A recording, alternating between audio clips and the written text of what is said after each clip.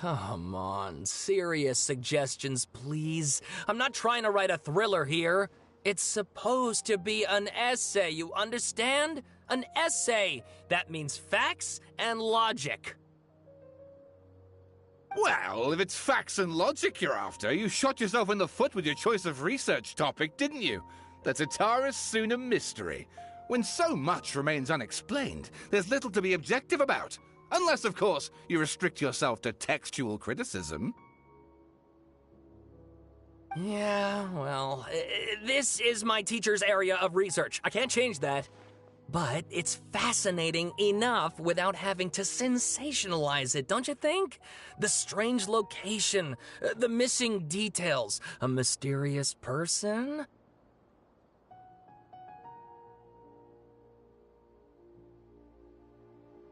I want to write my essay on something interesting, and I'm interested in getting to the bottom of all this. That's the only reason I came to you. Yes, you came to me, so all the more reason to take my advice. The fact is, it's the dramatization that will make people want to read it. There's no getting around that. Okay, but... Did one of them just mention Tatarasuna? But that's all the way in Inazuma! Is it just Paimon, or is it kinda unusual for someone in Sumero to want to write a paper about that? Everyone here's just going about their business. Maybe it really is just Paimon. Guess people here are free to research pretty much anything. Great! Let's go find out what this Tatarasuna mystery is all about.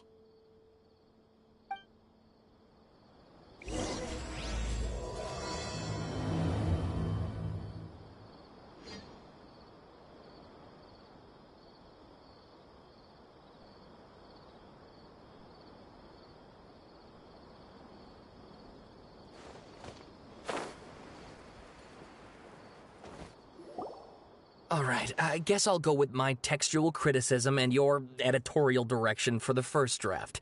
I have a feeling that the missing Kabuki Mono will end up being the main focus of this paper. If only we knew where to find that traveler. From what they say about her, this seems like the kind of thing she'd know about.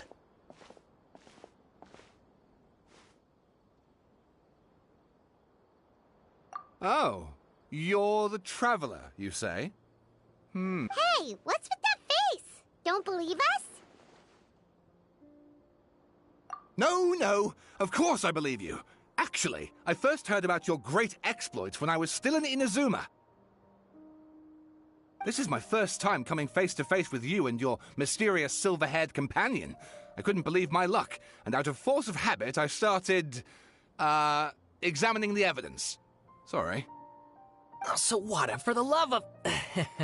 Sorry, we don't get out much, so our social skills are kinda lacking. Traveler, I hear you've helped many people a great deal and been to many places. Would you be able to tell us about Tatarasuna? Actually, we don't know much about that place either. In fact, we only came over here because we heard you talking about it and wanted to learn more. I see. My teacher chose this area of research as a personal challenge. He said it's difficult to get into because even Inazumans don't know much about Tatarasuna's past. But who'd have thought that... If you don't mind, I'd love to show you all my outline for the book I'm writing about Tatarasuna. Hold on, Sawada. Don't you think that's a bit of a deep dive for a first read? Well, fair point. In that case, please ease yourselves in gently by taking a look at Akaba's latest essay draft. Let me give you some background. This all started with the discovery of some records in Tatarasuna. The writings mentioned someone by the name of Mikoshi Nagamasa, who crafted a fine blade. But in the end, he threw it into a fire to destroy it, and killed his servant Katsuragi. Why? Well, no one knows. Apart from the swordmaker, his servant, and the one who wrote this all down, the records also mention a kabuki mono. This seems to be an Inazuman word for an eccentric stranger, someone who dresses funny or acts in an unusual way. That's right. Akaba's teacher has spent quite some time researching these events on the ground. This kabuki mono lived in Tatarasuna for a while before disappearing without a trace. And shortly afterwards, as Akaba mentioned, things got pretty ugly. So first this strange person goes missing, then a murder happens? Seems kind of fishy to Paimon. Yes, my thoughts exactly. So I helped out too. I asked everyone I could think of if they knew anything about what happened back then.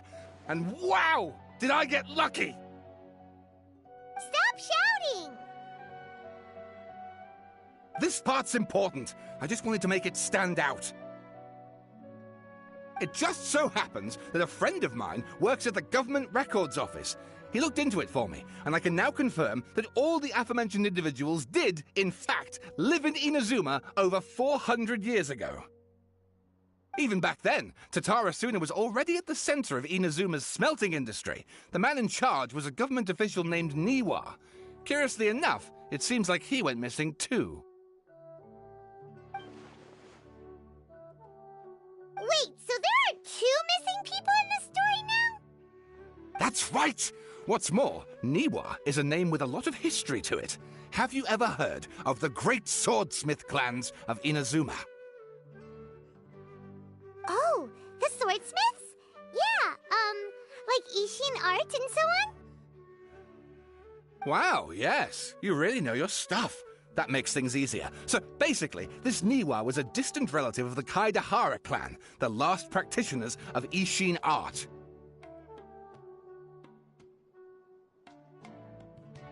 Something then seems to have happened in the Kaidahara clan, leading to their downfall.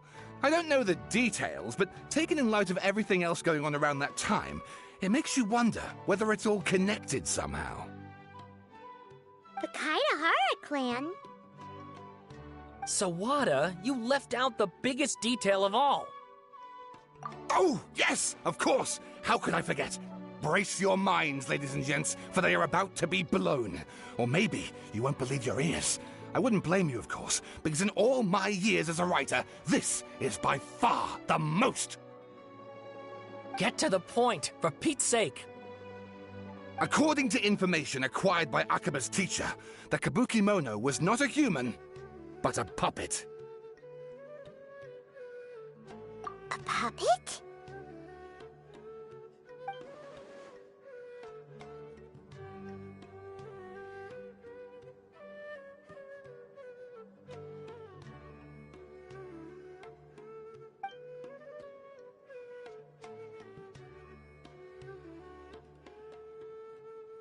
Aha! Judging by the looks on your faces, you do know something after all.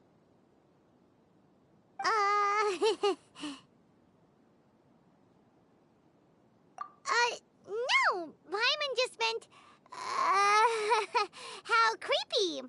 The way you described it makes it sound like a ghost story. I agree, it does.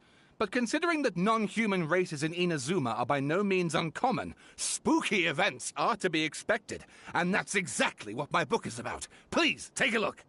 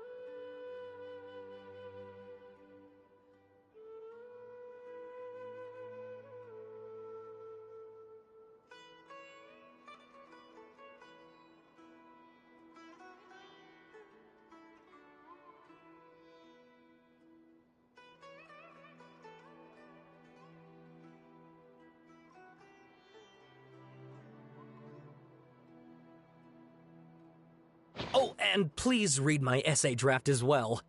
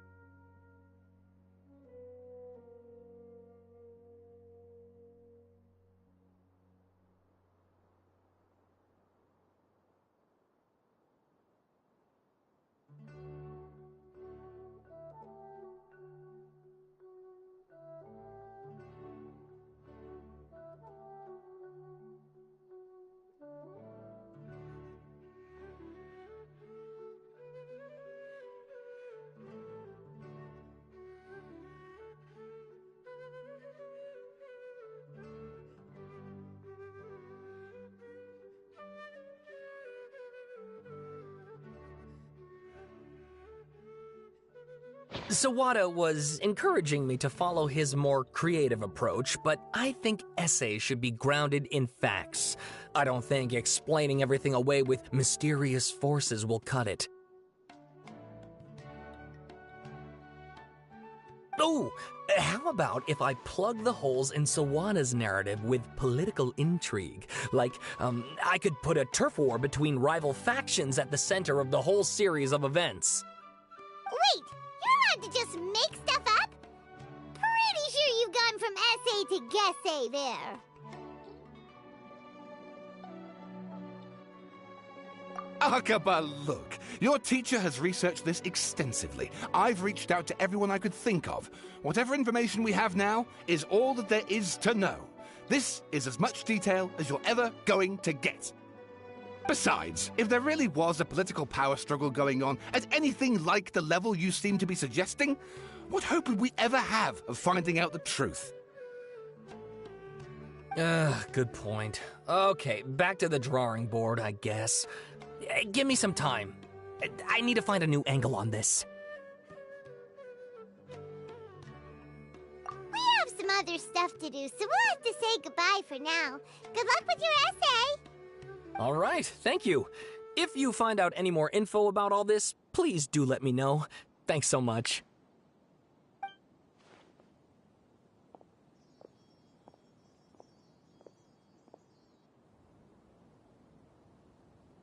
Hey, so that thing they were talking about, it has to do with the balladeer, doesn't it? Okay, then Even if we did know something about it, we probably couldn't share it with them, huh?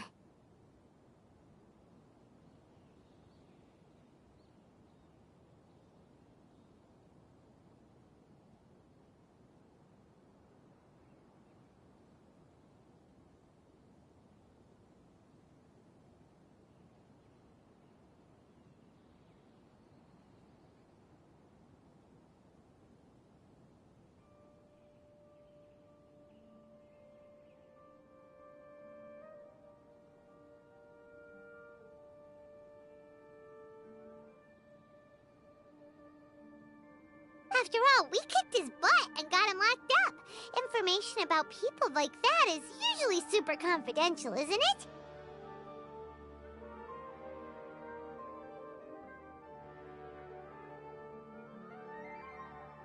If you ask Paimon, Akaba should just pick a different topic. There must be as many essay topics as there are trees in the forest. There's no point in...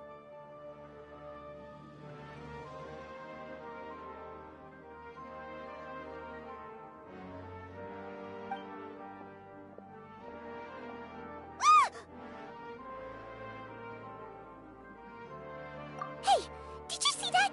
He literally just went by, over there. It looked like...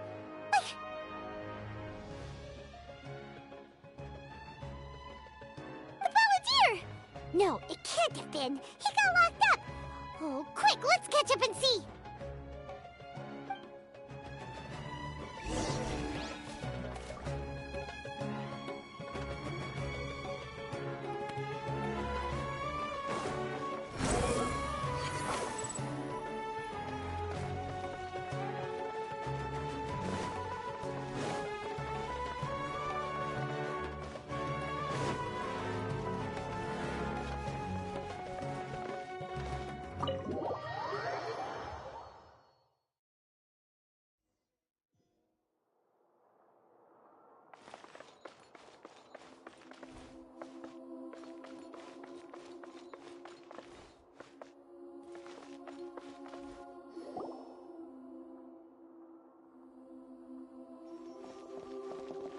Traveler, Paimon, there you are. Nahida! Bad news. We just saw the Balladeer strolling around in public. Did he escape or... Ah! It's him! Sure enough, you're here. Hey! What are you doing in the sanctuary of Suristana? Aren't you supposed to be locked up? I know you must have a lot of questions. Please, allow me to explain. It was my idea to set the Balladeer free. We made a deal, and he's gonna do some investigation in Irminsul for me. A deal? Huh. You sure you trust this guy? What did you expect? Why do you think Sumero would keep me around otherwise? Or maybe killing me is all you can think about.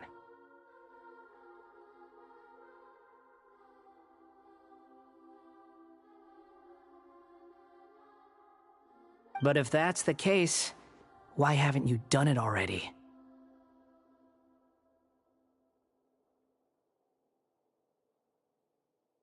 Don't flatter yourself. It was... Nahida said there's still some mysteries in you to figure out.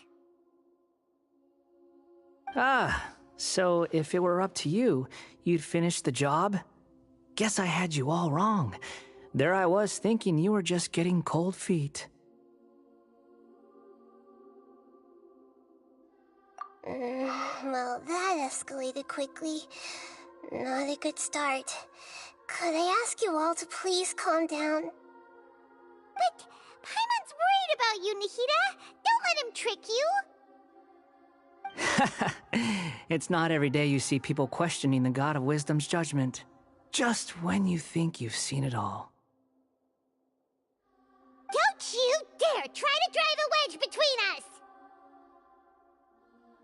As long as the terms are reasonable, I don't think there's a problem in making a deal.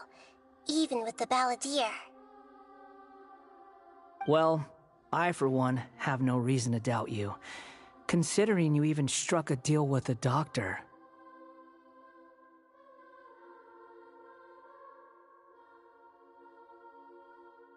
Yes, one in which I gained valuable information. You'll come to understand more about that in the fullness of time. The Balladeer's power was all but completely spent after your battle. He's no longer strong enough to be a strategic threat to us. That puts him in quite a precarious position. Plus, he's a former Harbinger with knowledge of many of the Fatui's sensitive secrets. Being stuck here in Sumero could make him a sitting duck, depending on how the Fatui plan to respond.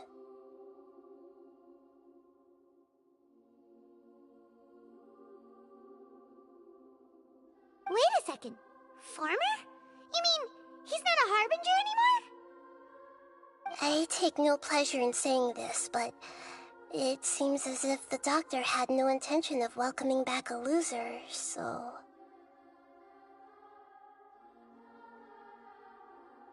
Sometimes it's you using them, other times it's them using you.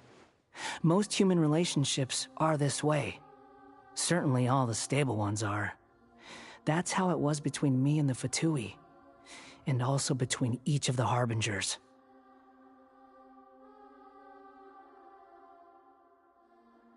So as long as you have some value to offer, nobody will ever abandon you.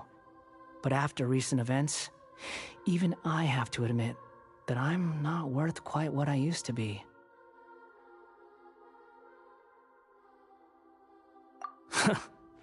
Well, if the Fatui are gonna reevaluate my utility, I need to have a backup plan for myself. As we discussed, I don't like causing harm to living beings, and you said you need protection. So, why not join forces with us? I think these two have made their objection to that idea fairly clear, don't you? And they're your friends, so I guess you'll be siding with them. Yeah, obviously! Nahida, don't listen to him! Then let's put that discussion to the side for now. We still have time. Today can be a trial run. Where we go from here will depend on how well we manage to cooperate today. All right, then I'll do what we agreed. Good. Go now, and keep in touch. Nahida, are you serious about this? Yes. I have my reasons for this decision. In fact, I'm largely doing it for your benefit. Yes. As I told you once before, there's information about your twin in Irminsul. Oh, yeah. Actually, that's the whole reason we came to see you today. So, you have an update on that? Mm-hmm. You may remember me mentioning that the Fatui had not included your twin's details in the Descender category. This is an extremely important point.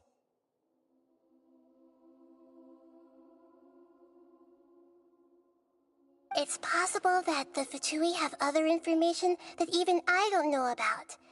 And since the Balladeer used to be one of them, he'll be better acquainted with this information than I am.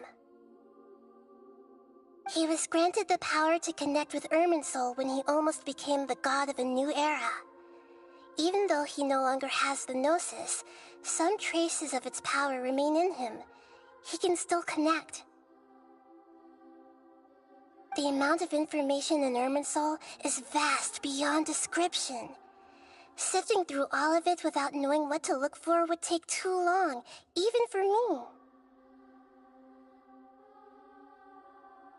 So I asked the Balladeer to search in Irminsul for any information about the Descenders. He's more familiar with this kind of information, and should be able to find it more quickly. Exactly! Or what if... Paimon just doesn't trust him! He's treated us as enemies every time we've run into him! I understand. But sometimes, everything is dictated by which side you're on. How things will go in the future depends on what information he brings back. And Traveler, I know what your heart desires most of all. Our minds have connected several times before. There is a corner of your heart reserved for an intense longing, a feeling of being all alone in the dark, searching for the one candle whose light still burns. As Sumeru's deity, it is my responsibility to be on guard against the Balladeer. But as someone who counts you as a friend, I want to do something for you. If this deal with the Balladeer can give you the answers you've been longing to find, then it's worth it. It's my pleasure, really. You're Sumeru's hero. You've more than earned it. Paimon's still worried about this idea. Is there anything we can do to help? I was going to contact you about that, but then you suddenly showed up on your own accord. It seems like we have a telepathic connection. In fact, I was going to ask you to supervise the Balladeer on my behalf while he carries out the task I assigned. Even though he only has a fraction of his full power left, that's still a fraction of a former Harbinger. If you could accompany him, it would put my mind at ease. Of course, I'll be there to help guide you through Irminsul from the outside. Great, thank you. Prepare yourselves. I'm going to transport you into Irminsul.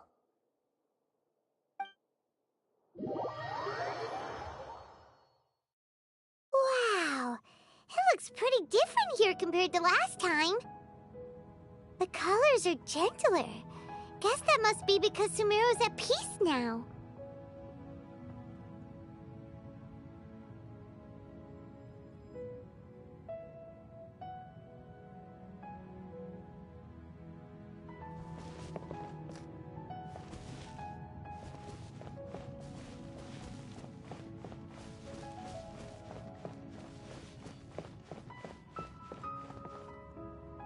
Look at that. Hot on my heels. You know, you didn't have to cut your catch-up short just to keep me company. Oh, but I guess you panicked when you realized that I might enter Irminsul ahead of you. Shut your beak, jailbird! No way a prisoner gets to be so smug!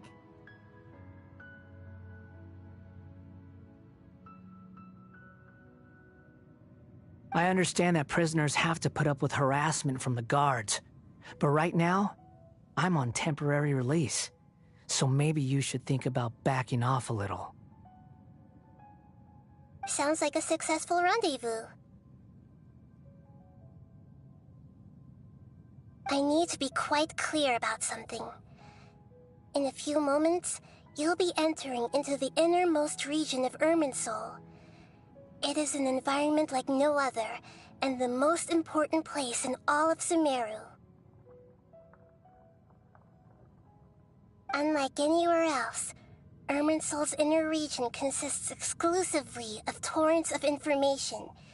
You must put aside your differences and be extremely careful as you navigate your way through. I know there are many grievances between you, on both sides, but it is essential that you remain calm after entry. This is as much for your own safety as anything else.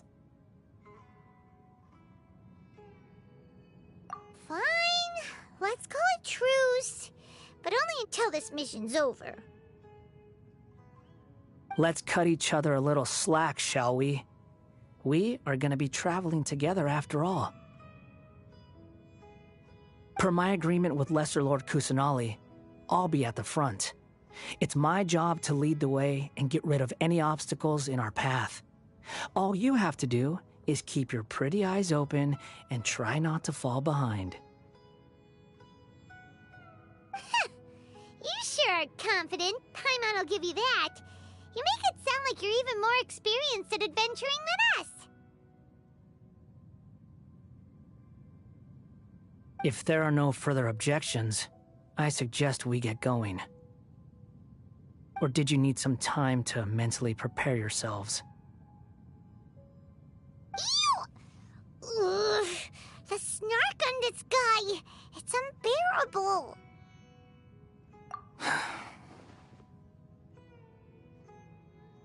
We can start now.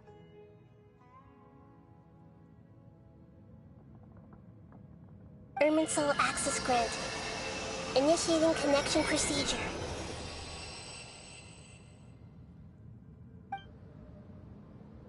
Is this a small sapling? Oh, darn it! Come on, let's catch up with him.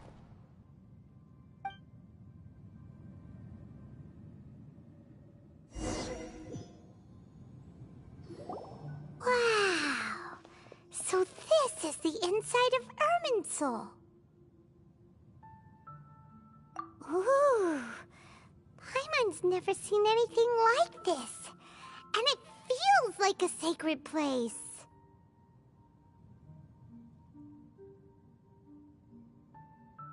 Irminsul is closely intertwined with the entirety of Teyvat. Every bit of information flowing here means something. Pick your jaws up off the floor. It's time to go. Why is it that Paimon just wants to do the opposite of everything he says?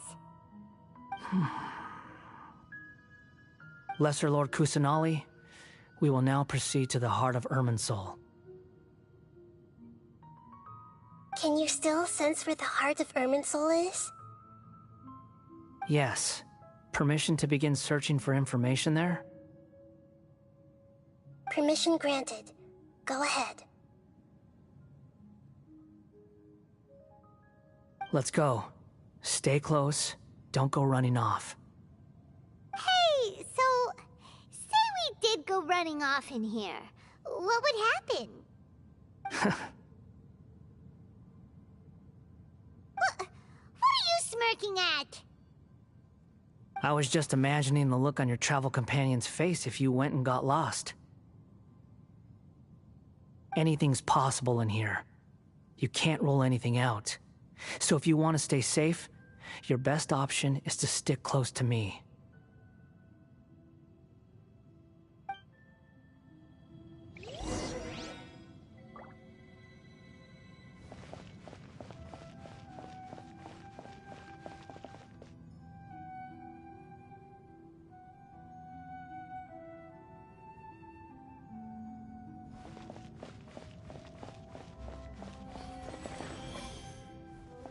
These sapling things have spread out. Those are all packets of information from inside Irminsul. Be careful not to touch them.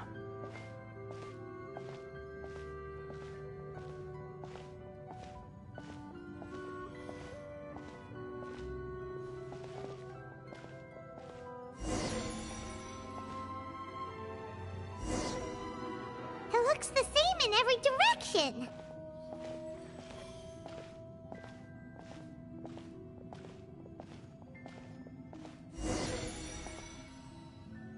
No wonder he mentioned about getting lost. Huh. What do you know? He was actually telling the truth. Is he mocking me again? What is it this time? There's a time and a place to lie, but this definitely isn't it. So why don't you relax your guard a little?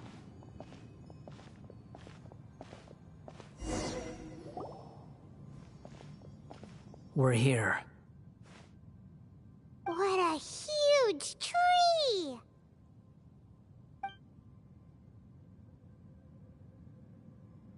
Lesser Lord Kusanali. Good, you made it. Are you ready? Ready when you are. Then please begin. Preparing to access cognitive currents.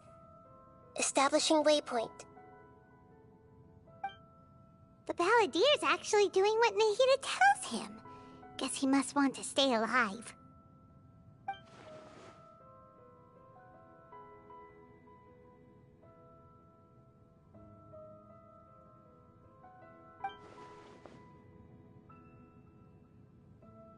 The rest is up to you.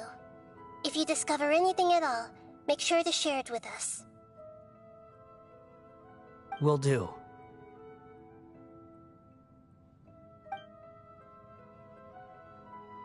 Huh.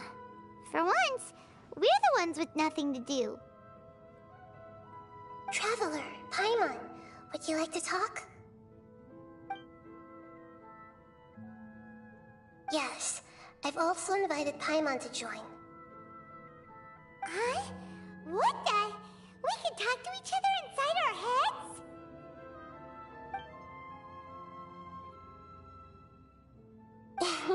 That's part of it.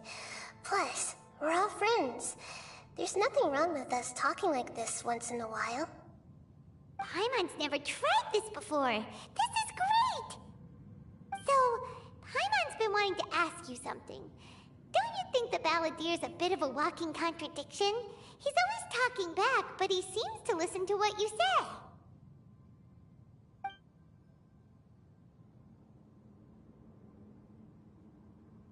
As I've told you before, there are still some mysteries for him to resolve. Things that are clear as day to me, but that he has yet to understand. Perhaps today will be the day that he finds some answers.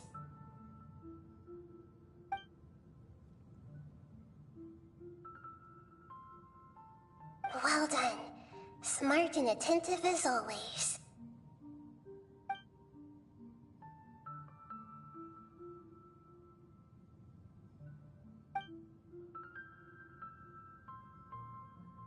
So, you made contact with that part of his mind. Well, it's true. Betrayal turned the Balladeer into the person he is today. Huh. Paimon thought nothing could get under that guy's skin. Turns out, he can get hurt and angry just like anyone else. Everyone has a history, Paimon. Even if you're a puppet created by the Electro Archon. Speaking of puppets, we ran into two people at the Academia today talking about an essay. Turns out their topic was about the Tatarasuna incident. Nahida, do you know anything about that? If you mean the mysterious events, the Kabuki Mono and so on, yes. I know about all of that. Really? Because from what they were saying, it sounded like lots of Tatarasuna's history is still unexplained. And most of the information we have now is just from people filling the gaps with their imagination. At least that's what they thought.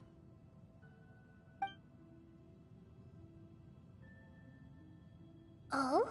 How interesting. Those two managed to deduce quite a lot through guesswork alone. So the Gesse got it right? Well, they guessed right about one thing. Tatarasuna was sabotaged. Must be a riveting conversation you three are having.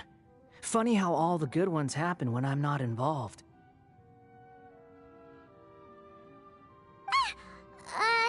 What makes you think we're talking to each other? Don't insult me. You're having a private conversation without me. Obviously, I must be the topic of said conversation. Of course you do. You can't have your prisoner knowing too much. So, have you found anything yet? Still looking. Don't get your hopes up, though. You and your twin come from outside this world. It wouldn't surprise me if there was nothing on either of you in Irminsul at all. Wait! How did you know about that? Did Nahida tell you? It's not like we've never met before. And anyway, you're world famous. It'd be more surprising if I didn't know a few things about you.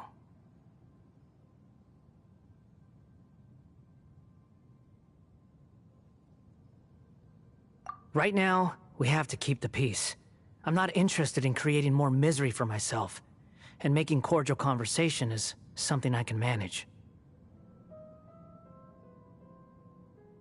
Huh? Wait.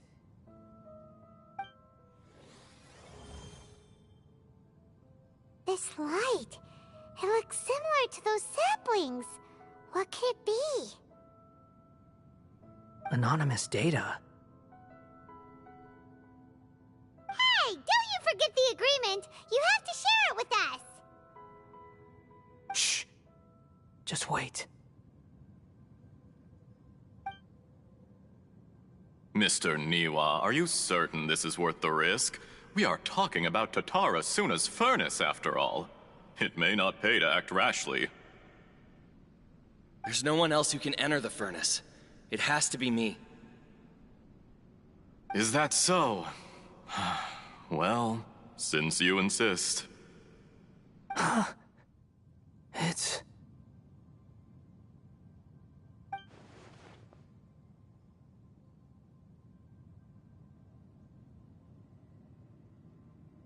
Whoa!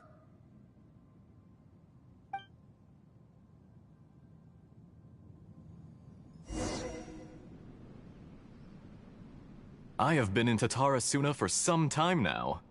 You have shown me great hospitality, as has Mikoshi Nagamasa, and indeed, everyone else.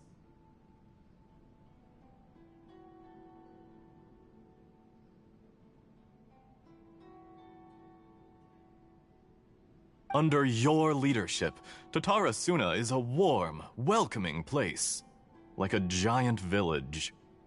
People are gainfully employed, their lives have purpose, they are motivated. As I understand, the Raiden Shogun has, in recent years, eliminated much of the evil that plagued Inazuma. As for Tatara Suna, it was originally established as a means of safely disposing crystal marrow. The forging industry with crystal marrow as a raw material has since flourished, giving rise to generations of swordsmiths. Some world-renowned, others unknown, all passing on their legacy. Skills, blood, dreams. Every smith brought into this trade looks to find their purpose between steel and blade. That is why you accepted the proposal brought to you by myself and Akame.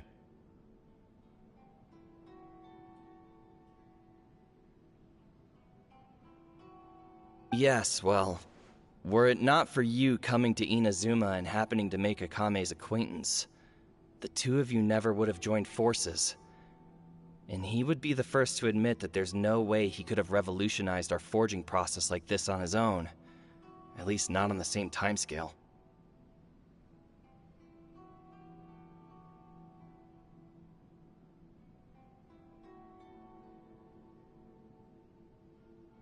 You allowed Akame to take all the credit for a method that you jointly developed. He sold it to me, and now every piece of ore here is smelted using the new technique. Even now, you remain one of Tatara Suna's key consultants, working right here alongside us. I believe it is you, sir, who are truly responsible for the changes in our manufacturing and forging methods. You flatter me. From the outset, I saw much that was commendable in the forging industry of Inazuma, and it has been my great honor to befriend you all. So you say, Escher. But is this really the truth? My good sir, what do you mean? I tried to resist thinking it was all connected, because I didn't want to speculate, and I didn't want to believe that things could turn out this way. What have we gained from adopting your new technology? Ominous black smoke? Mounting production problems? Worker fatigue and casualties are up and continuing to rise at an alarming rate. And recently, as you well know, someone died because of that strange filth inside the furnace. We've kept the truth from spreading outside, but still, I suspect you understand it better than I do. None of the people who went out to get help have come back. Now, our mutual friend, the Kabuki Mono, is taking the Golden Feather to Narukami Island to seek an audience with Shogun. This is our last hope.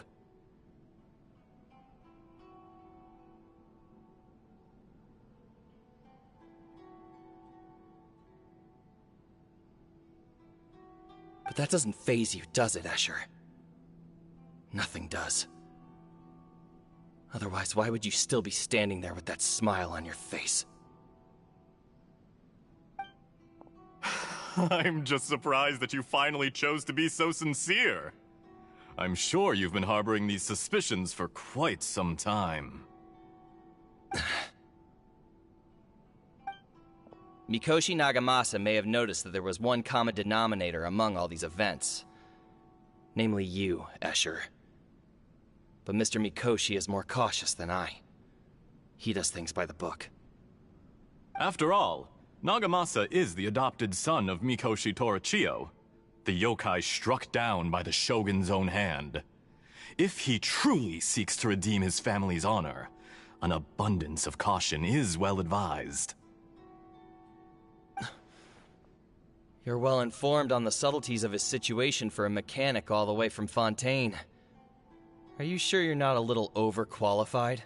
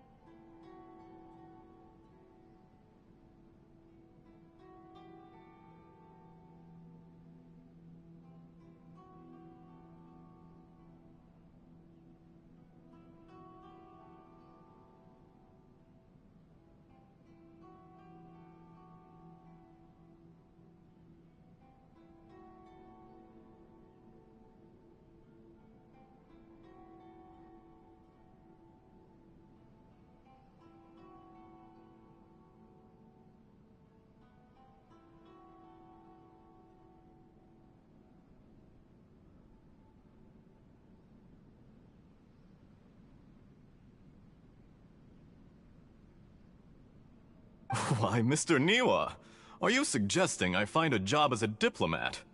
Sadly, I am so very attached to my craft.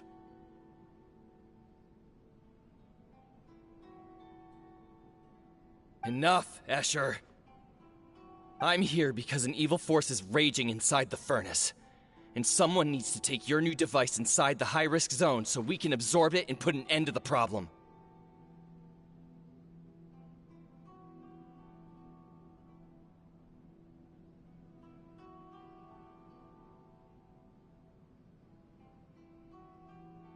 I'm in charge here. And I'm about to take some responsibility and head inside.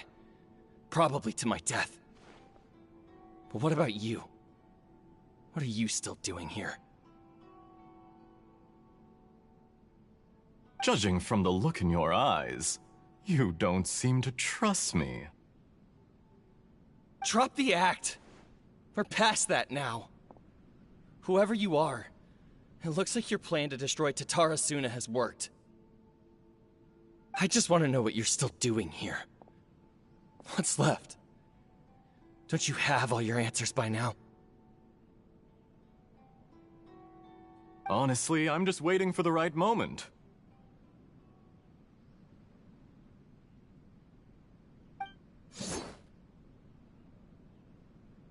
A moment like this, where you finish talking and I stop you from entering the furnace.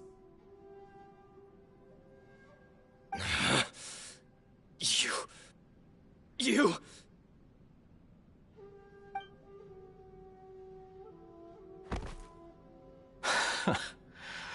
You're a little smarter than I initially gave you credit for.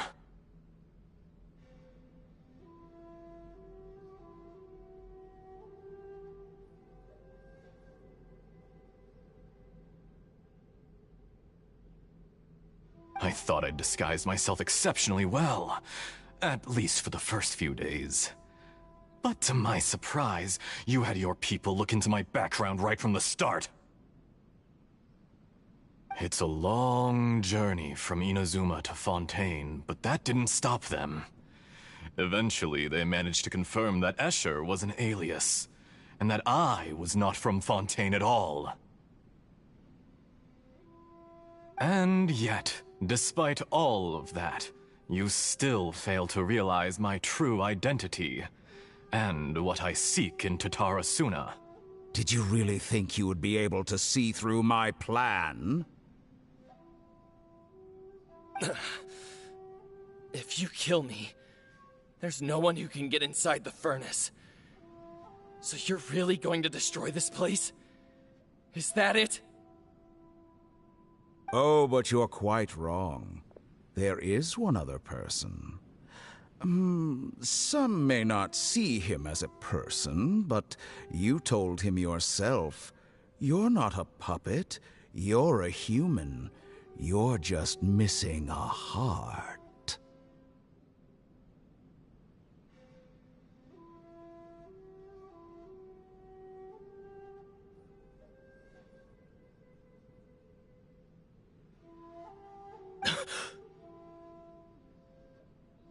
Whoever you're working for won't get away with this. They'll be found out.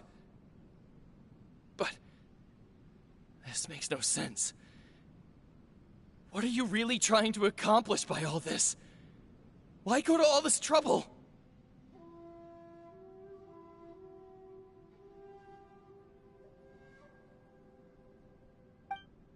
It's no trouble at all. Patience is a virtue which I have in abundance. This is all part of a carefully controlled experiment. If you must know, I'm happy to divulge my true identity. I'm a Fatui Harbinger. Call me the Doctor.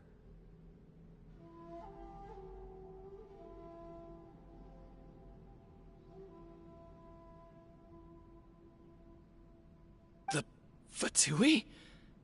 Who? What do you want?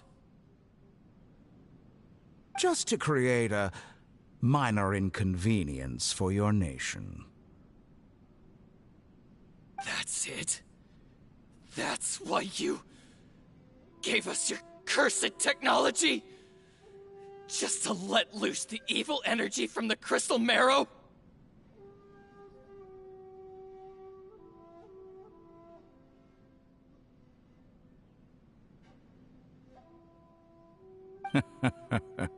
Look how even the righteous soul is filled with venom when faced with its demise.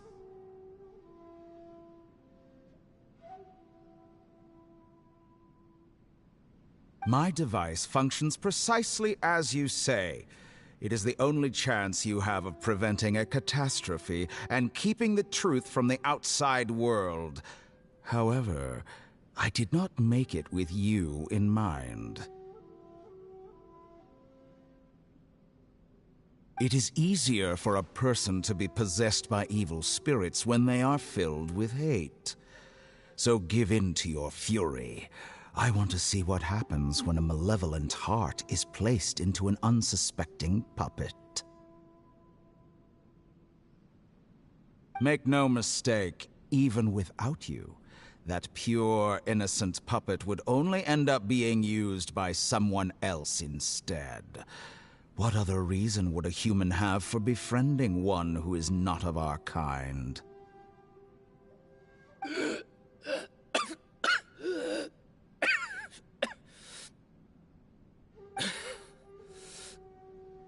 If you give him my heart, tell him that both Nagamasa and I see him as one of us.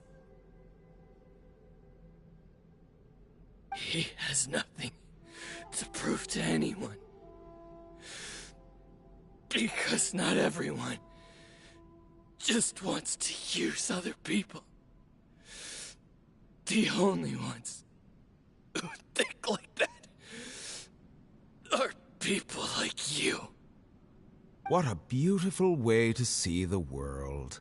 It almost makes me feel a little guilty. Then out of respect for you, I shall redefine myself. Think of me as a monster or a demon, if you wish. At least this way your death is not a consequence of your own folly turning you into an easy target. You simply lost to something more powerful than you could ever hope to defeat.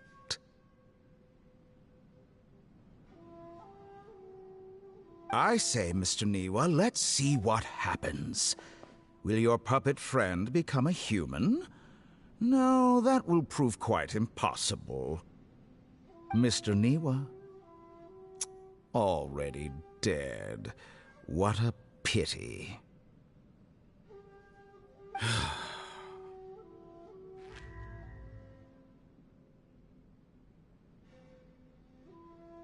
Jester, I have completed the task you gave me. Creating a gap and infiltrating Inazuma's inner workings. What fun it was. I'd like to introduce a puppet to you. If he proves useful, let's make him our newest comrade. And if not, let's turn him to dust.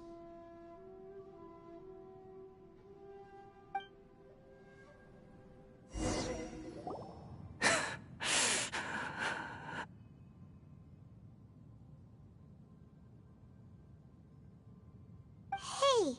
are you all right? Dottore.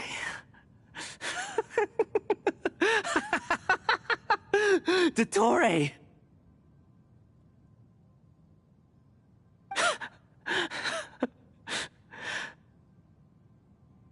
Good.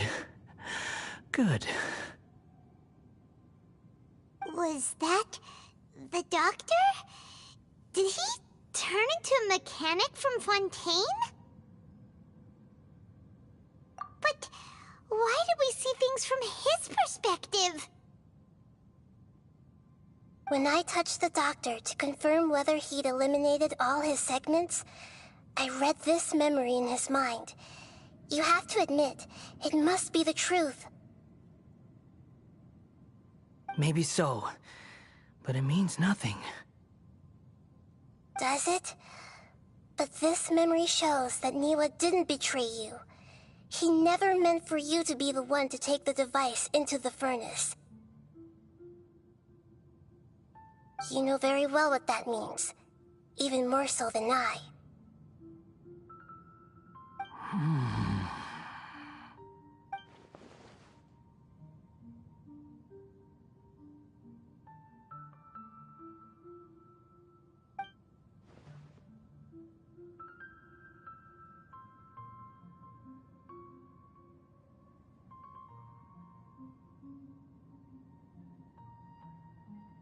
Let's give him some space.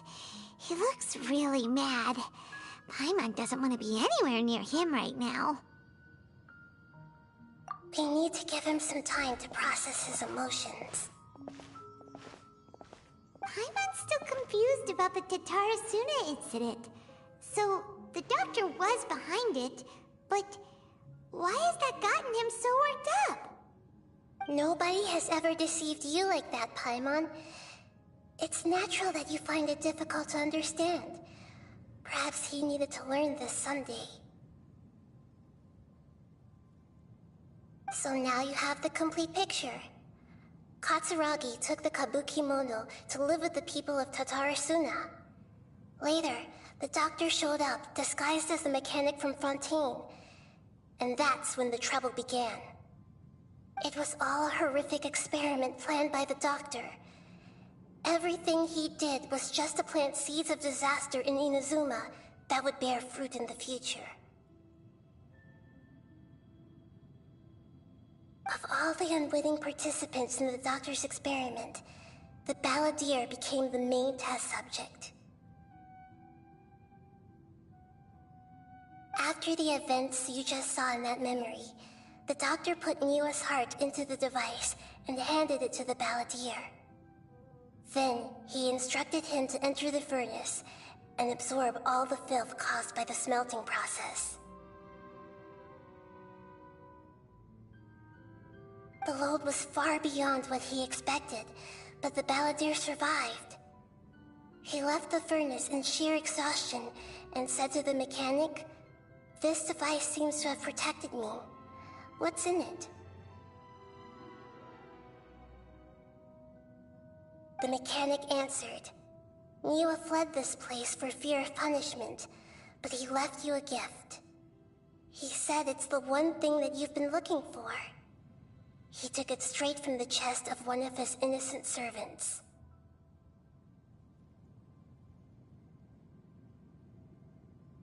The mechanic removed the withered heart from the device as he spoke. The balladeer was stunned that such unthinkable cruelty had brought him the thing he'd been longing for his entire life. A heart acquired through cold-blooded murder is a cursed thing, but it has protected him from the filth. He thought Niwa had completely betrayed him, and yet this very betrayal had ensured his survival. Overwhelmed with anger and sorrow, the balladeer threw the heart to the ground and left Tatarasuna without looking back. Holy moly. So the doctor killed an innocent man and pinned everything on the victim? That's terrible.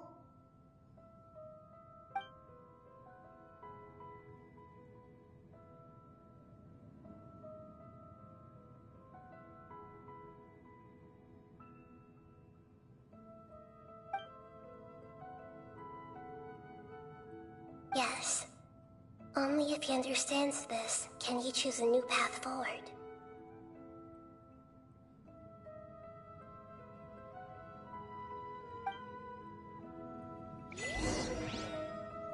Dottore, you brazen-faced... Niwa didn't run from justice. You killed him.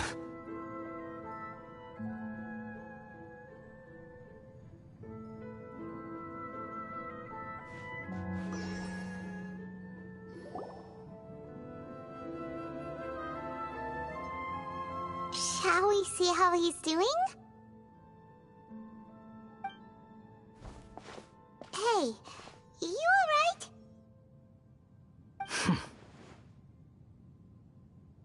That's a scary expression. Are you worried about me? If we didn't have such a history, I'd almost think that qualifies me to be your friend. It won't. I'll keep my end of the deal. Hey, aren't you investigating the stuff we want to know about? That's why we're here.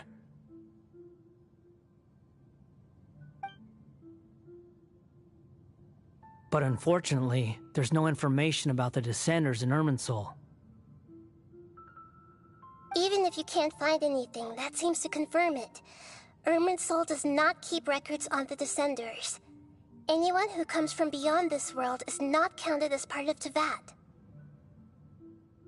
Oh, does that mean we have to leave empty-handed?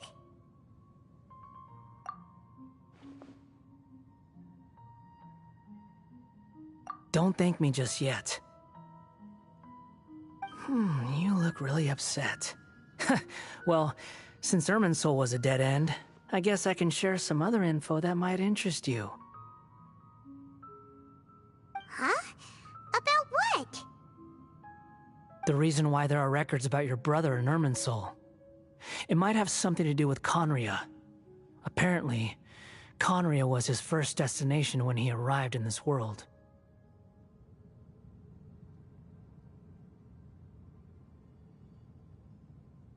Plus, he only came to this world because the heavens responded to the summoning.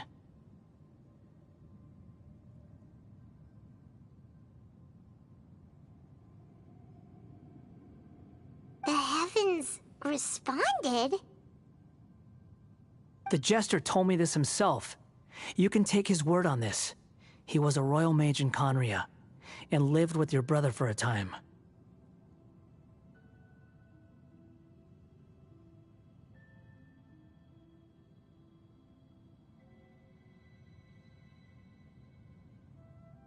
I don't know the details. It's up to you whether you want to believe me. All I can say is, I wouldn't lie to you about this.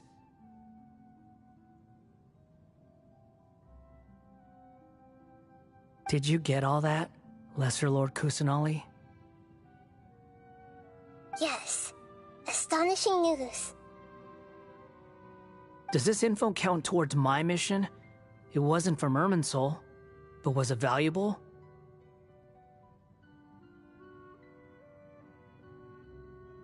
Very valuable. Good. In that case, I'll take some time for myself now.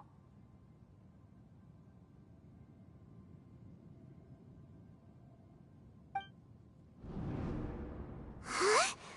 What have you done? Lesser Lord Kusanali was right. My power's all but completely spent. Even if I use all of the divine power left in me, I can't sustain this shield for very long. I shared a secret with you, and now you owe me. So in return, I'd like you to answer a question for me. Give me your hand.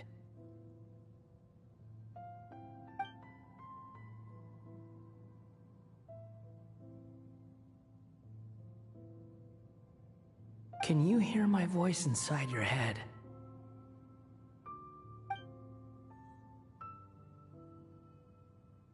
No, I can't do anything like that anymore. At most, all I can do is exchange a few words with you. So tell me, in this world, is it possible to change the past?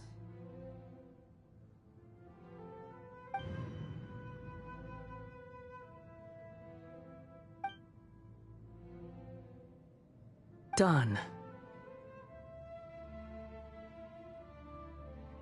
Huh? What the? What happened? Paimon only saw you hold hands for a second. Nothing. I was just thanking her for helping me.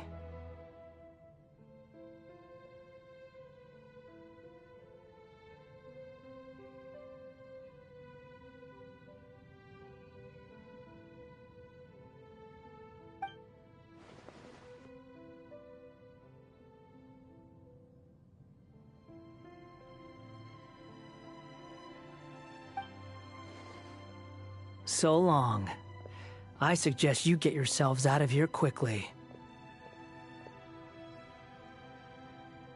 Where are you going? Hey, wait up! Didn't you say not to go running off? Fast reaction time. But I don't think we'll be seeing each other again.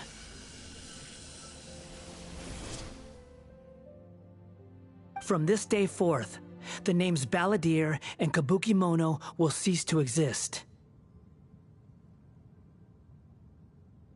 Those who died in Tatarasuna because of me deserve another chance at life. Hey, Balladeer! Don't do anything stupid! You know, I never did like insects. Hordes of the puny things swarming together can be a real nuisance. And I enjoy nothing more than to stamp them out like the pests they are.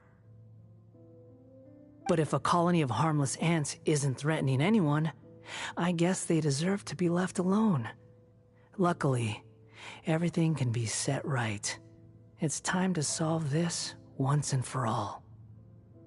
Balladeer! Balladeer! Uh-oh, he disappeared. Come on, we gotta find him somehow.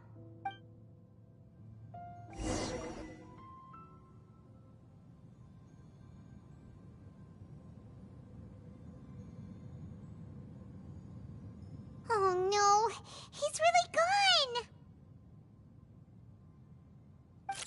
Oh, can you hear me? Nahida!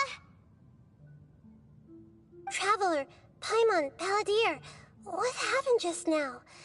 I was suddenly cut off by some kind of power. It was the Balladeer's fault. He shut you out!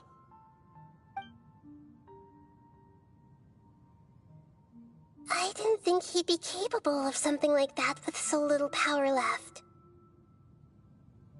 Did he keep some of his power hidden when he was defeated? Or did he achieve something beyond his abilities, and it took everything he had? Where the heck did he go? Ugh, it's all our fault. We were supposed to keep an eye on him. Sorry, Nahida. Don't be. It's not your fault. Please, let me handle this from here, even though I'm not sure I can solve it. We're running out of time. Follow my lead and get out of Irminsul as soon as possible.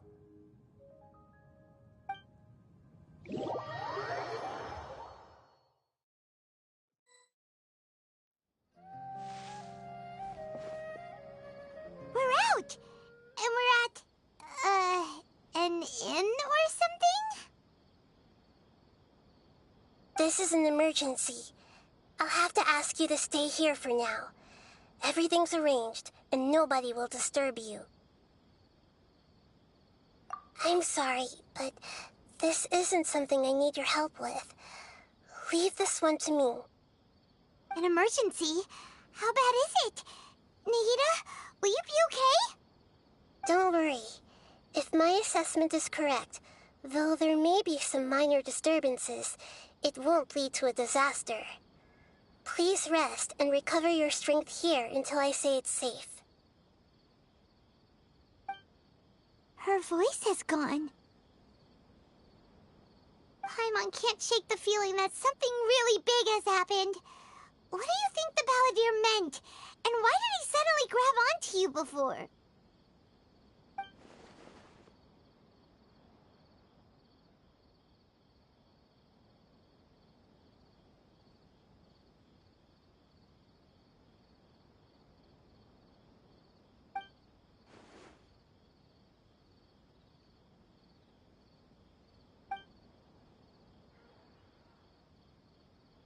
He wants to change the past?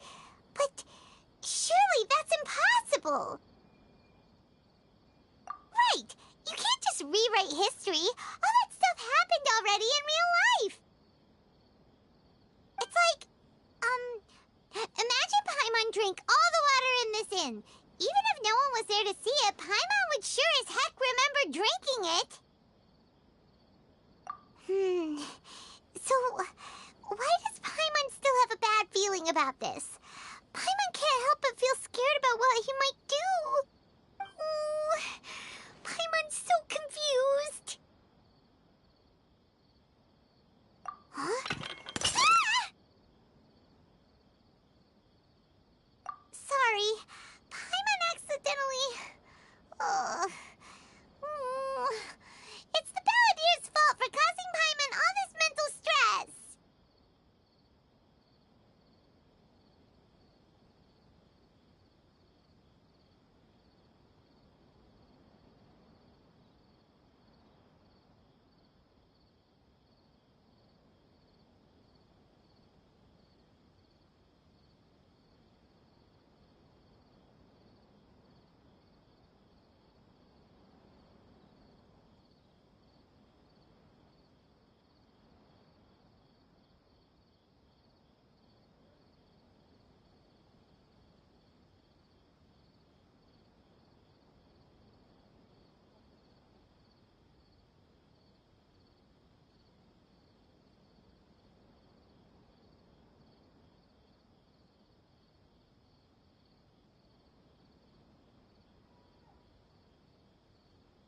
But erasing yourself from history?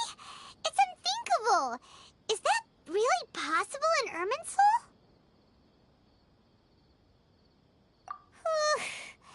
Uh-oh. Paimon's head is overheating from trying to understand what he's up to. And it's still not working.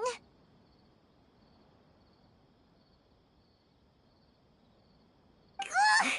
Paimon's had it with that little brat. He's been nothing but trouble ever since we met him. There's no way he'll actually succeed, right?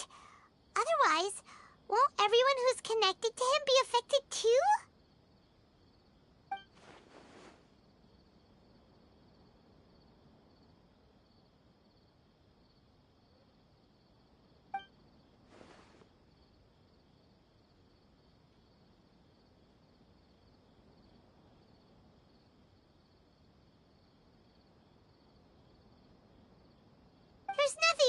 about it at this point. Hey, have you got any ideas on what we should do next? Seems like now there's nothing left for us to do but to go to sleep. But Paimon's still so worried. Paimon won't be able to sleep a wink tonight. So, how about, we list all our favorite foods to take our mind off things? Heck, if that doesn't work, Paimon's probably gonna collapse of anxiety here. Alright, Paimon will start. First dish.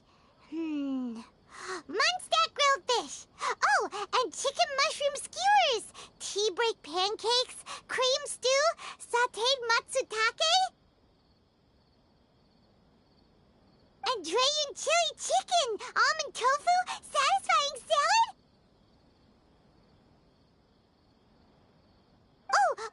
Also, Adeptus Temptation, golden shrimp balls, triple layered consomme, lotus seed and bird egg soup, and...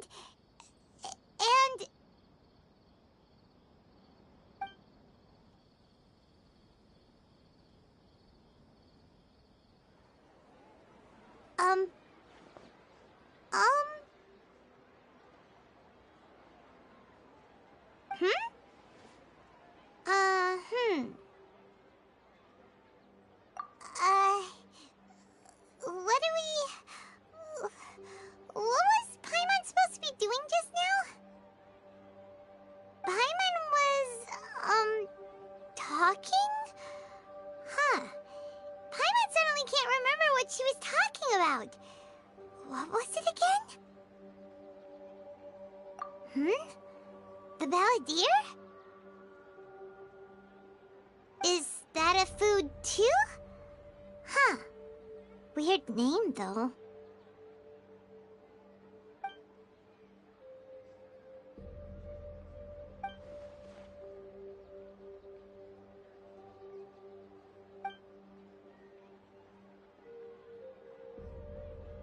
What's wrong? Your eyes are like saucers. Was it something Paimon said? So, the balladeer. Is that someone's name? 'Cause it sounds like a nickname or something.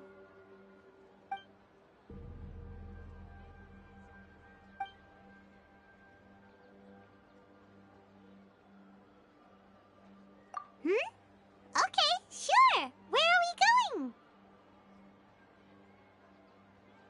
Huh? Fine by Paimon, but is everything okay? You're acting like this is an emergency.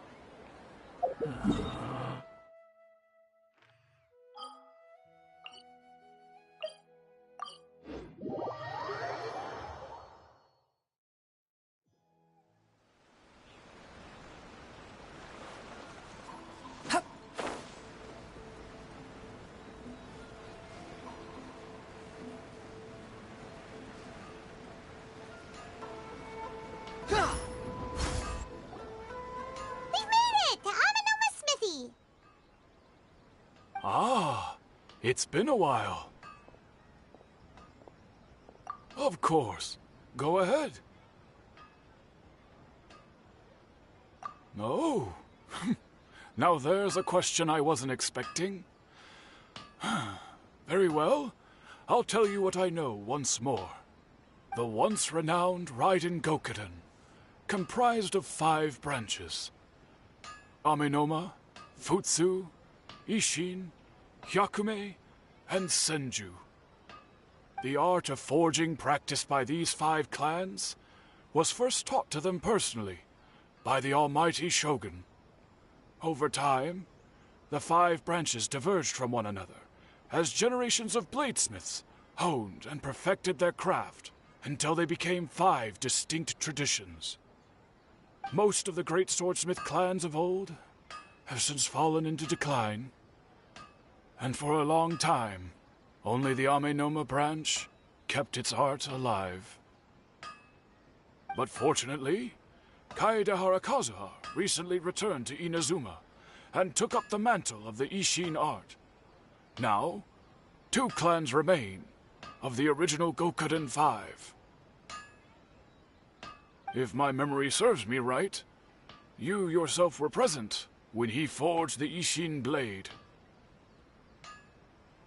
Oh, yeah, we were! Paimon remembers that now. We learned a bit about the decline of the Raiden Gokuden then, too. It seems like such a shame. That, my friends, is a tragic tale indeed. In fact, this was not made known to me for most of my life. All these years, I knew of those great clans' demise, but never the cause. Only recently, when the question was on my mind, did I ask Kaedehara Kazuha about this. He told me that, as we are both heirs to a branch of the Raiden Gokuden, it was right that I should know the truth. There is no harm in telling you, but I must warn you. It is a dark and sorrowful tale. The Raiden Gokuden were the targets of a murderous rampage by a vengeful bladesmith. Vengeful? Why? 400 years ago, so I'm told, there was a catastrophic malfunction in Tatarasuna's furnace. One brave swordsmith heard the commotion and chose not to flee, but he rushed to the scene, hoping to prevent a disaster. Tatarasuna was home to a state-of-the-art forging and smelting operation in that day, and overseeing it was the armory officer. His surname was Niwa, though he had family ties to the Kaedehara clan. Knowing that they had just one chance to save countless lives, Mr. Niwa and the swordsmith leaped together into the furnace. The furnace quickly stabilized, but neither of them made it out. The smith's death, though heroic, dealt a devastating blow to his family's fortunes. His orphaned son was left to fend for himself, and grew up deeply resentful at the world. In his heart, the whole of Inazuma was culpable in his tragedy. He hated the almighty Shogun for her apparent indifference towards his father's death, and he hated everyone who had done nothing to try and save him. Powerless and destitute, the only legacy he had to pass on to his children was his hatred. Generation after generation bore this grudge, living in utter misery. Alas, if only the story could have ended there. But 100 years ago, the then head of this family reached the end of his wits. He could bear their fate no longer, and yet he could do nothing to change it. Finally, he made a drastic decision to take revenge on the Raiden Gokuden. In doing so, he sought to vent his pent anger and shake the very foundations of Inazuma's forging industry. In his fury, he murdered indiscriminately, killing even bladesmiths from the Hyakume clan, which he belonged to. His goal was absolute, the devastation of all of the Raiden Gokuden. But when he came to the Kaedehara and Kamisato clans, his killing spree came to an abrupt end. He failed to catch them unawares. They fought back fiercely, and they did not spare his life. That is why the Kaedehara clan and their Ishin art survived that day. I suppose they were the lucky ones, under the dire circumstances.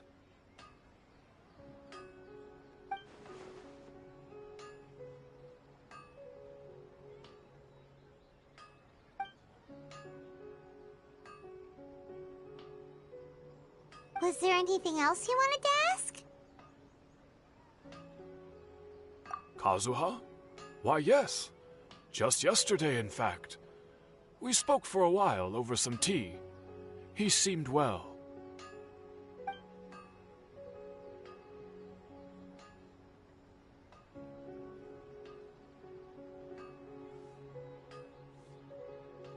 My pleasure. Don't tell Paimon.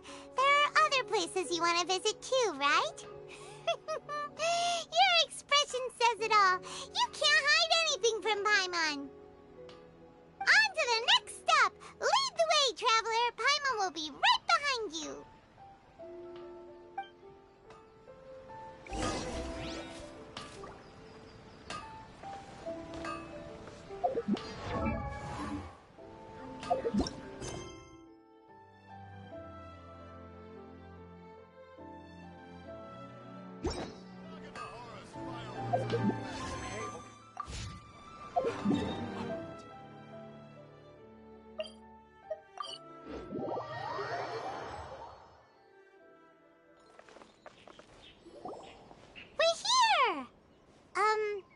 This is the Yashiro Commission's headquarters, so...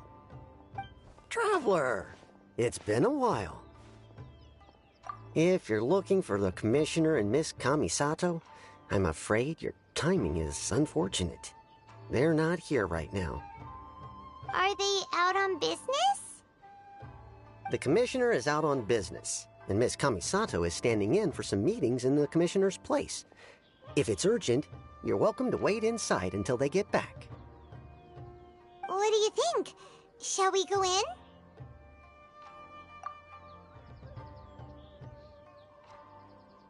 If it were anyone else, I couldn't allow it. But seeing as you're so close with the Commissioner and Miss Kamisato, I think it should be okay. We'll be heading in then. Thanks!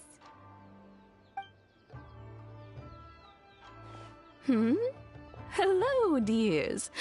Is there something you want to say?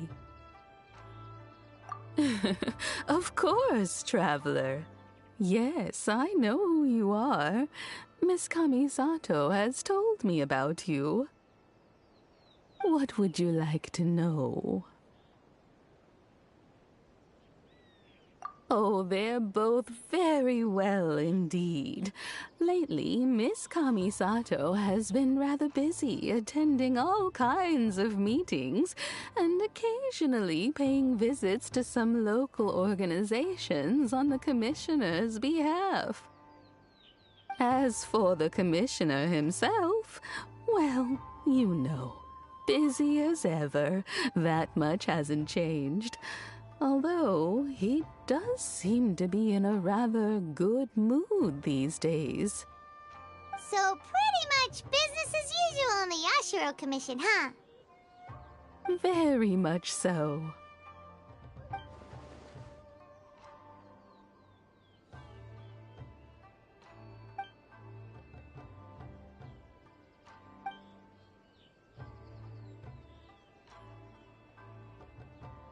Well, got any more questions?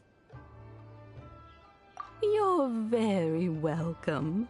In fact, I would love nothing more than for you to come and visit more often. But I'm sure you must be far too busy to have time for that. Miss Kamisato talks about you all the time. She seems so thrilled to have you as a friend, and she's always saying how talented you are and how much she admires you. I must say, many things in Inazuma seem to have taken a turn for the better since you arrived here. So you're not just Miss Kamisato's knight in shining armor, you know. You're a hero to us all. I mean it. Whenever the commissioner dines at home, Toma always joins him. I always find myself at my most relaxed when I'm serving the two of them and listening to them chat away. The commissioner has such a busy schedule that he doesn't always have the chance to take his meals at home. But given the opportunity, he always prefers to dine here. They say it's because Toma's a much better chef than most. Oh, the commissioner is so fond of home comforts. They get to talking about you sometimes, too, you know. Always with a very fond tone. The way one would talk about dear old friends around whom one can truly be themselves. Miss Kamisato occasionally joins them as well. Whenever the whole family gets together and they start talking about people they've met and experiences they've had, you always get a mention. It's been many years now since the late Mr. and Mrs. Kamisato passed away. Much has happened in the Kamisato clan in that time. As someone who is old and gray enough to have watched their son and daughter grow up, it makes me so happy to see them meet a dependable friend whose company they enjoy so much. So, in the future, if you ever do have the time, please know you are always very welcome at the Yashiro Commission headquarters. There will always be at least one old lady who would be delighted to have the pleasure of your company. Wonderful. Thank you. Paimon likes it here, too. Also, you were saying something about the food here being really great. Paimon's itching to try it. We may just have to invite ourselves around for dinner sometime. Paimon meant we should come pay a visit again real soon. Ideally around dinner time. Of course. You're always welcome. All right, goodbye for now. Where are we going next? Great! Goodbye, ma'am! Don't worry, we'll see ourselves out. All right, then. Take care now. Oh, are you two leaving already? Yep, everything's taken care of now. Don't worry. Very well. Safe travels. Goodbye.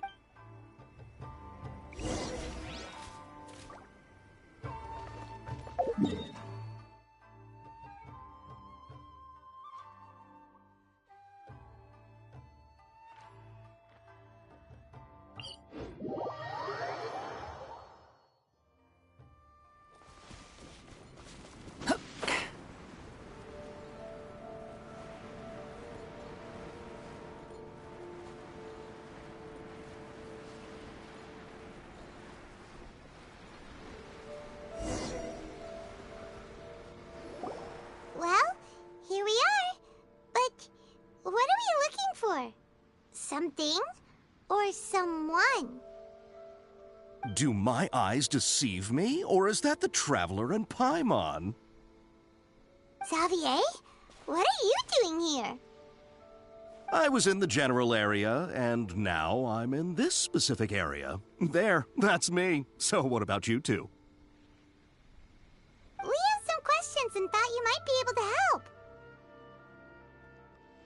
Certainly do. I've researched the furnace here in some depth.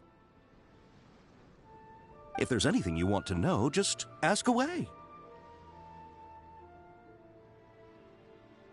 Like the back of my hand. Make no mistake, I have been here a good many times before. Not only that, but I've met people in Inazuma whose families used to live in Tatarasuna years ago. They said it's all true, the history here. Oh, well, it's a long story, don't you know? The tale of Tatarasuna starts a long time ago. I'm told that its history is one of the most foremost forging and smelting operations in the nation, goes back around 1,000 years. Still, the furnace has had a couple of serious maintenance issues along the way. A couple? When exactly? One was just in the last few years, the other was several hundred years ago. A fun fact, I'm not the first Fontaine tech guy to come and work on it either. There was a guy back then too. They say he was a mechanic who consulted on a technology upgrade. It seems like the technological collaboration between our two nations goes back a long way. How about that?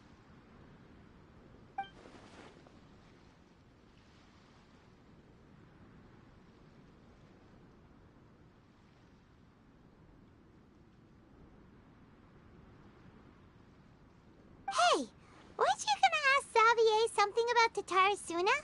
Come on, ask already. Oh, I didn't realize you two were here for a history lesson. Me neither. Paimon doesn't know what's gotten into this one today. Feels like we've been preparing for a history exam or something. What brought this on? Did you just wake up today with a sudden burning desire for historical knowledge? Sure, go ahead. A kabuki mono? No, I can't say that I have. I do know the word, Inazuman for those eccentric types who always go around dressed to the nines. Just the sort of person that I'd like to meet, actually. But sadly, I've never had the pleasure, nor have I come across anything to do with a kabuki mono where Tatarasuna is concerned.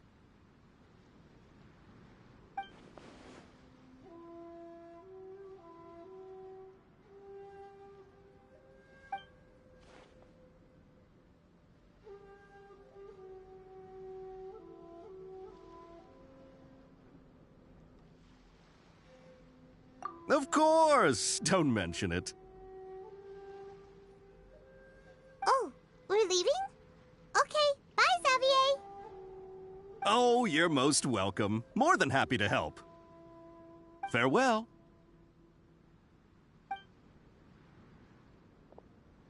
Looks like you got all the information you're looking for. Sure, but what's up with you today? Whatever it is, it seems like it's really troubling you. Keep your smile, Spinal Crocodile. No matter what happens, Paimon will always be there for you. Come on, you gotta keep it together. Why don't you grab something to eat? You can't go facing life's challenges on an empty stomach. All right, let's head off and go meet Nahida.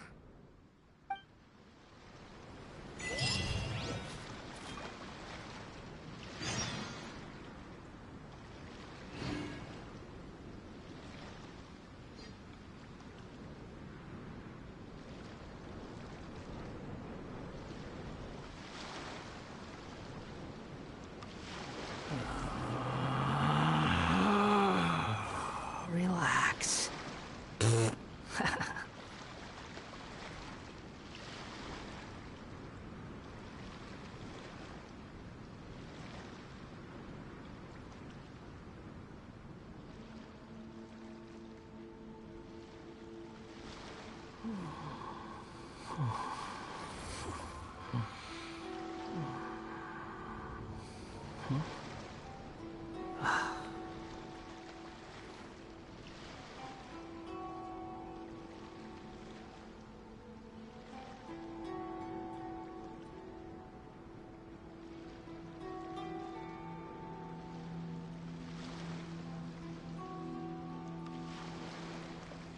You think I've got a sharp tongue? I just tell it like it is. If so...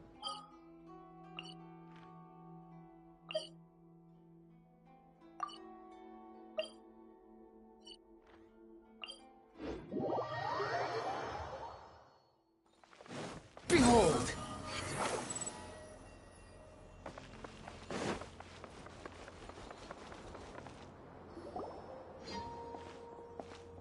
Hey, it's them!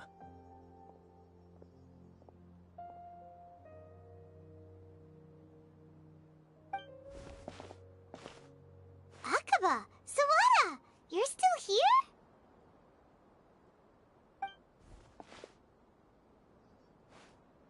Indeed we are. If you have a moment, we'd love for you to join us once more. We have time. What do you want to talk to us about? It's the same topic we discussed last time. Obviously. Still looking for more info about Tatarasuna, huh? Should we join them? Unfortunately, we haven't made any real progress.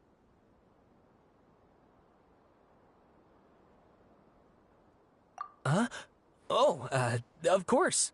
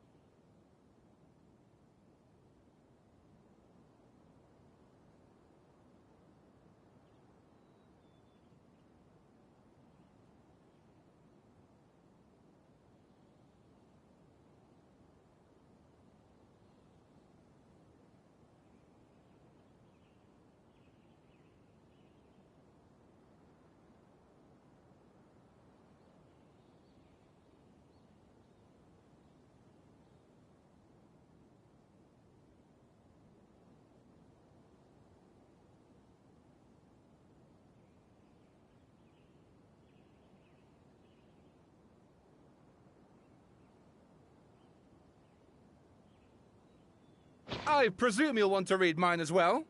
Here.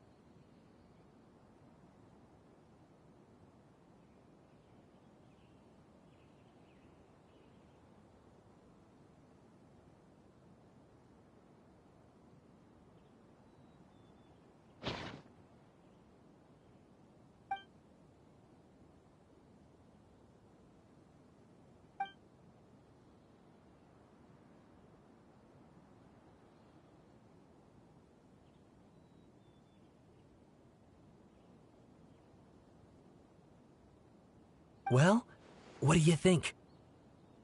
Hey, Traveler. Remember how last time Akaba was saying how he wished he could gather more information about all this? Well, we just got back from Inazuma. So how about we tell them what we learned? What did you find out?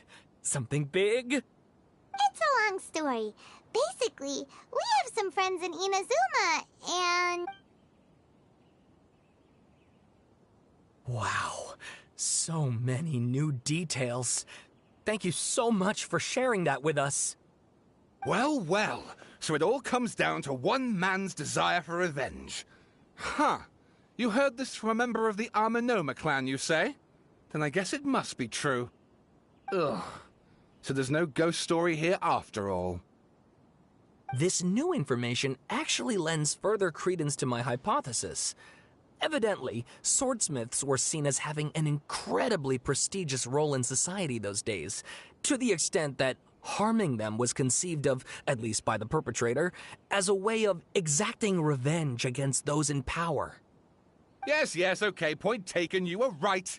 But that doesn't mean I can't carry on with my novel. And they're back at it. These guys are really into this.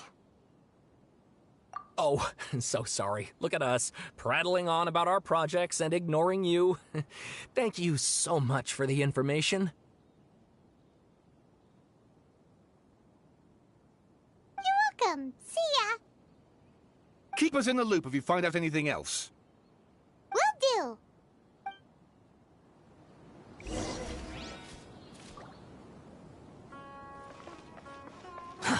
Too slow.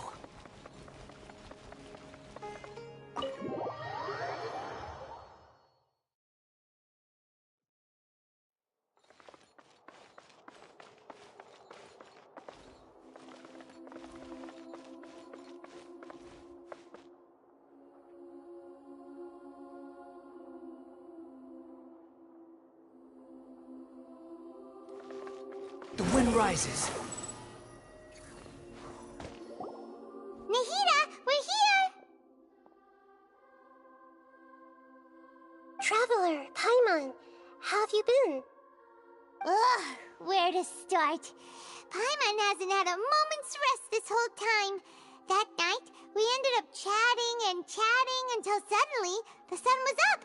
And then she decided she wanted to go to Inazuma. The Balladeer? It sounds like some kind of code name. You look troubled. Is there something you need to tell me?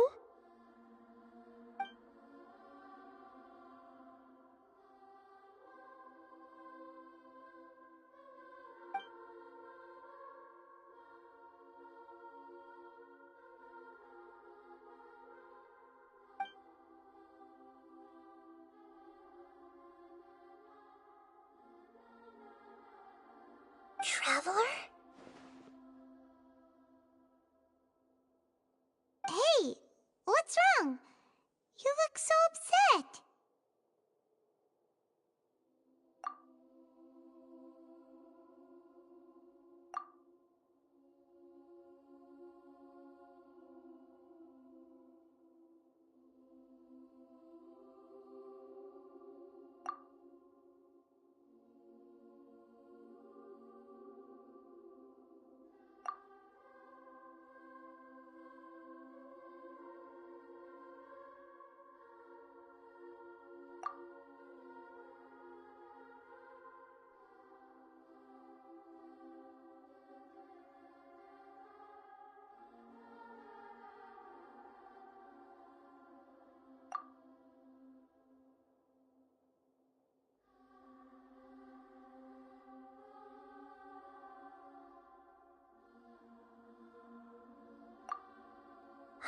That's quite a story. So, this puppet known as the Balladeer erased himself from Irminsul, hoping that he could change the past. But how was he even able to do that? As the Traveler said, he very nearly became Sumeru's deity. Admittedly, I remember it a little differently. I don't recall finding anyone inside the machine after we defeated it.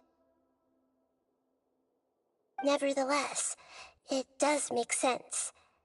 If someone were to successfully erase themselves from Irminsul, the world would change to reflect the new reality. So, you believe this person really existed, and we just don't remember him because, well, because he literally changed the world? Yes. Theoretically speaking, it is possible to do this. But I'm struggling to imagine the kind of person who would dare go through with it. The Traveler comes from a world beyond Chivat. That's why there's no information about her in Irminsul, and it also explains why any changes to Irminsul wouldn't affect her. So if there's anyone in the world capable of retaining memories from a past that has been rewritten, it's you.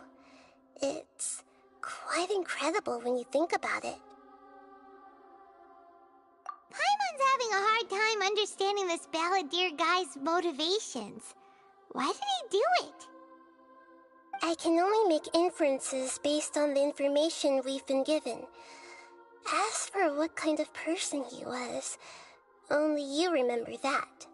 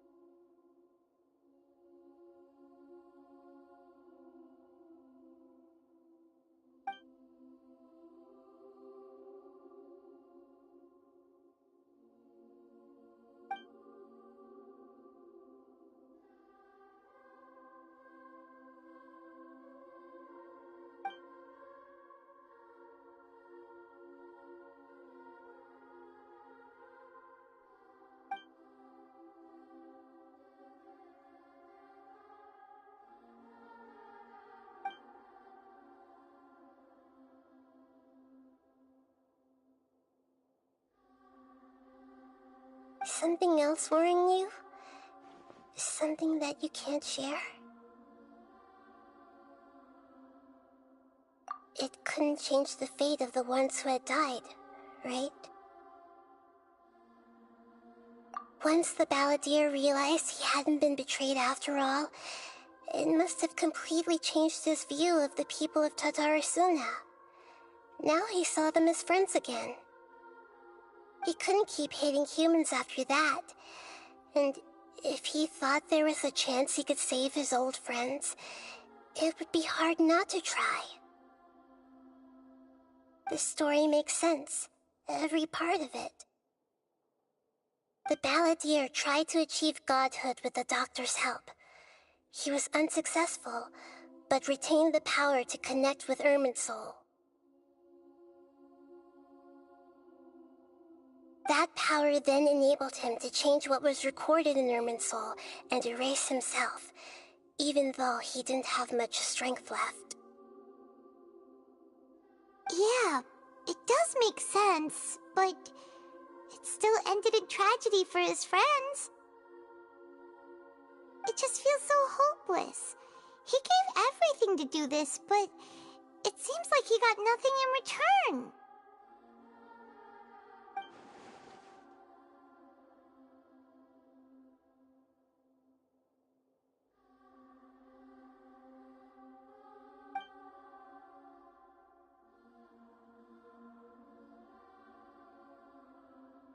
Please wait a moment.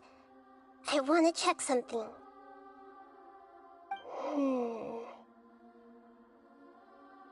Found it. This should be the one. It turns out that I have a strange way of confirming everything she has told us. What is it? A record from a personal collection. It was tucked away in a corner. You should take a look.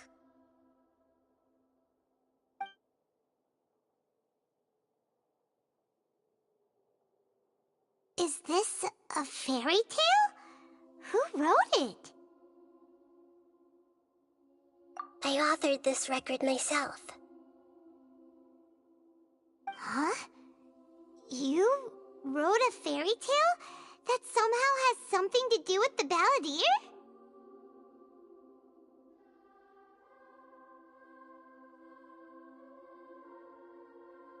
When combined with the traveler's narrative, it's clear that this story is an allegory. Everything in it is a symbol for something else. Hold on.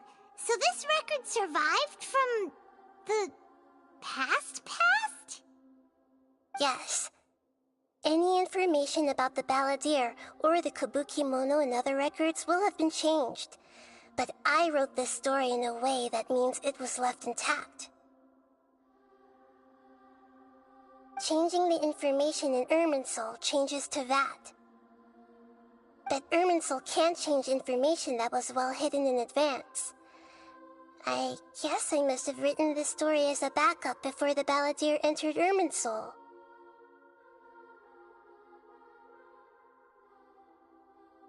That's incredible! What a great idea! And sending the traveler into Irminsul with the balladeer must have been a further precaution. I knew she'd remember everything. This story is abstract enough that it still resonates with the present information recorded in Irminsul. But if we connect all the different pieces together, the true story that emerges is the one she told us, the now erased life of the balladeer.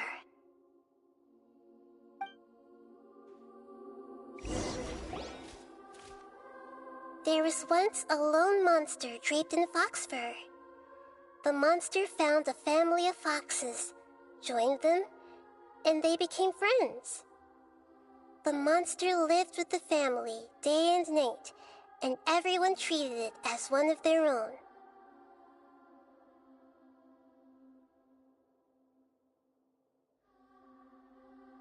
Once in a while, the monster would take off its fox fur at night, and lament to itself as it gazed at its reflection in the water. I am a monstrosity, Yet they are too foolish to see it. I pity them.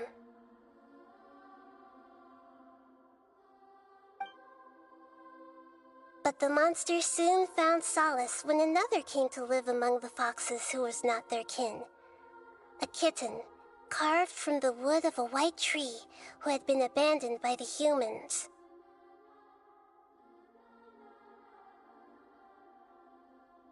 The kitten too wished to become a fox, but its tail was too slender and it could not grow a coat of richly colored fur.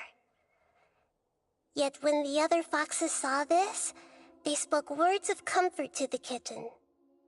Even without a tail and fur like ours, you are still one of us. Furious at this happy resolution, the monster lit a fire on the mountain. The terrified animals panicked as the fire spread. The only way to extinguish the flames was to make a sacrifice.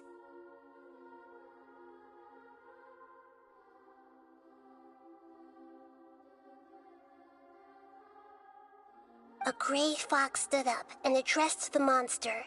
It said, "You are the cleverest among us. Surely you can help us find a way to solve this." The monster smiled, led the fox toward the fire, and murdered it. The gray fox's heart was turned into a beautiful drop of water, clear, spotless, and pure.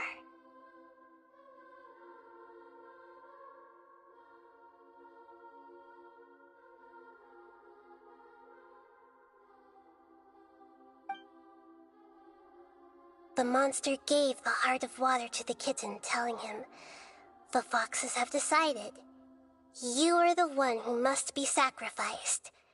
Take this, quench the flames, and die for your fox kin."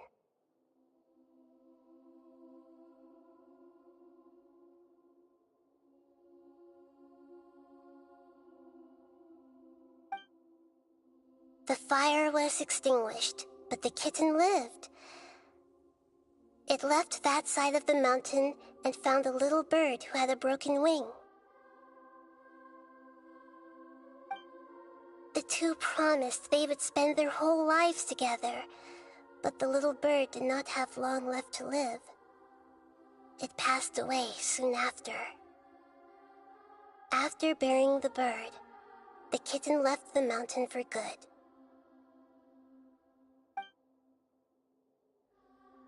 Never again would it cherish a single creature, nor a single blade of grass that stood on that mountain. The kitten spent the nights wandering aimlessly, gnashing its teeth at the moon. How it wished to swallow the moon and devour the moonlight. If the world could only return to darkness, then it would finally be peaceful and content. I will become the new moon, the answer to everything. Then, no one will know that there were once birds, foxes, and cats in this world. And no one can know that they were different.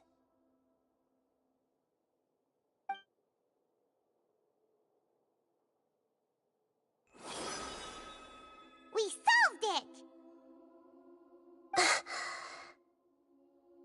I remember now. This is not just the Balladeer's story. It is his very own memories.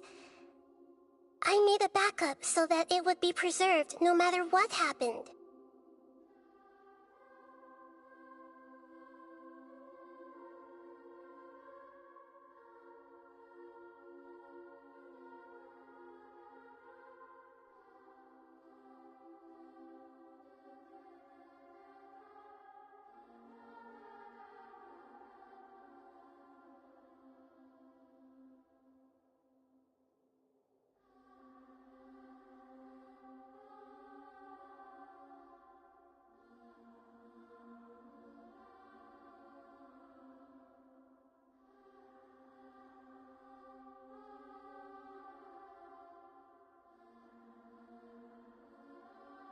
To become a god, he was experimented on and modified countless times.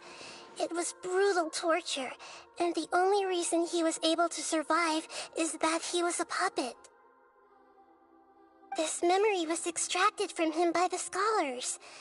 Presumably, they kept it to have something to defend themselves with. Creating a deity was just the first step. Some of them wanted to be able to control it. That's why they backed up his memory for later use.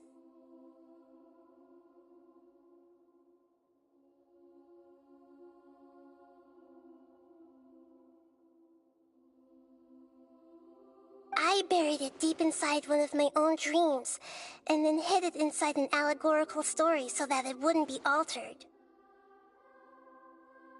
It's hard to believe that this person really existed, let alone that he tried to get rid of us on more than one occasion. Paimon has no memory of him at all. He completely vanished like a puff of smoke.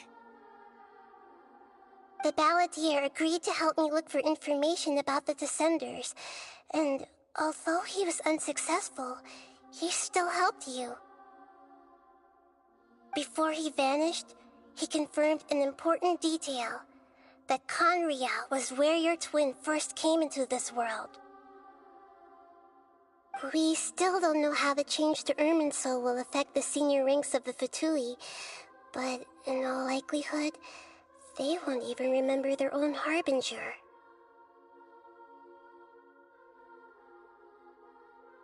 It sounds like Paimon wouldn't like this guy a whole lot if he was still around. But still, Paimon doesn't like the way it all ended that much better. This is why wisdom alone cannot answer all our questions. We look, we see, and we comprehend, but the question still troubles us. So the answer is not everything. People yearn to find the truth and then conquer the troubles they face. When you give someone the truth, you give them a chance to choose their own destiny. To others looking on, this may seem like a pointless endeavor, but for him, the chance to act on his desire to disappear must have meant a lot.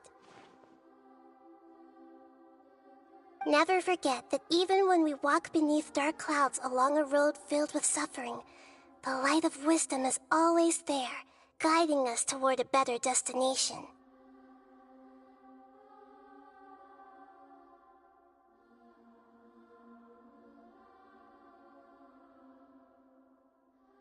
And that is what you have been doing all along. Yeah, Nahida's right. Cheer up! How about we go get something to eat? We can pick up this heavy conversation again later. Good idea. Paimon, why don't you take her out for a walk to clear her head? You got it! Come on, Traveler! You need to get out of your head for a while. You'll feel much better after taking a walk.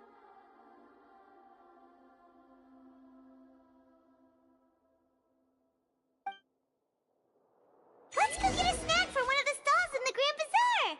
That'll be sure to lift our spirits. It must be really tough being the only one who remembers all that, but Paimon's always here to help cheer you up.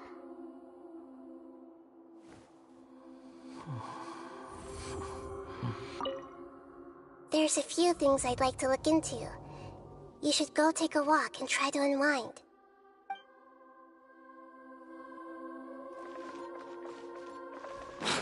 Behold!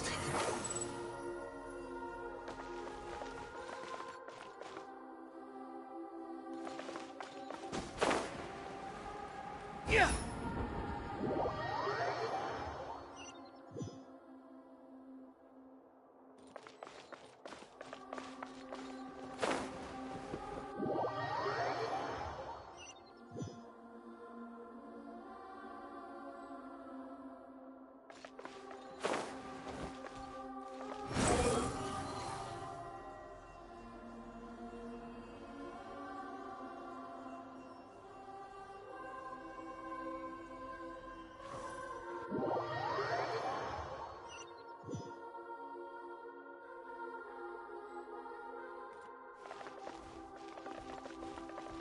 Squall and Fury!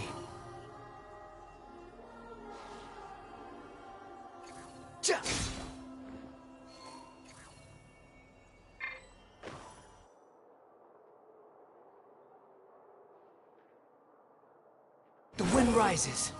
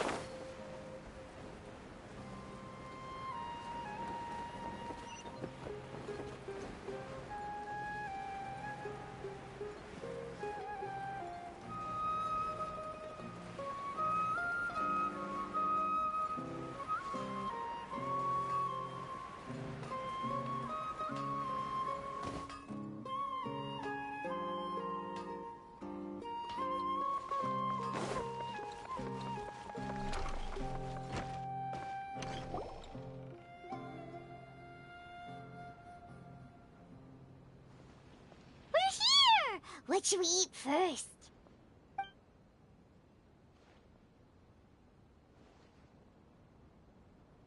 Hey, are you gonna answer or what?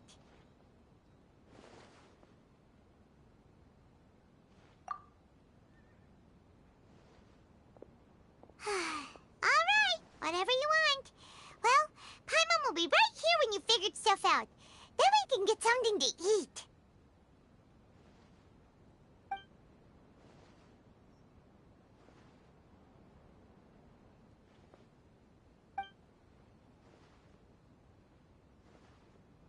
What is it? Have you figured it all out?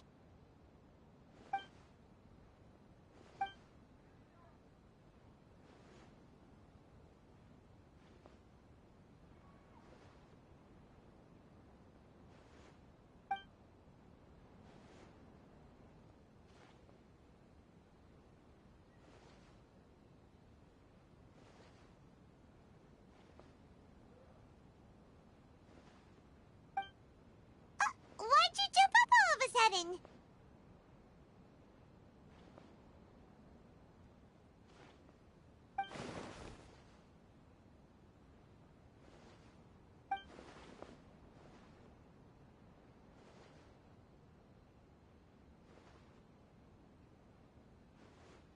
Excuse me, boss. There seems to be a small problem with the last bill. Look, here.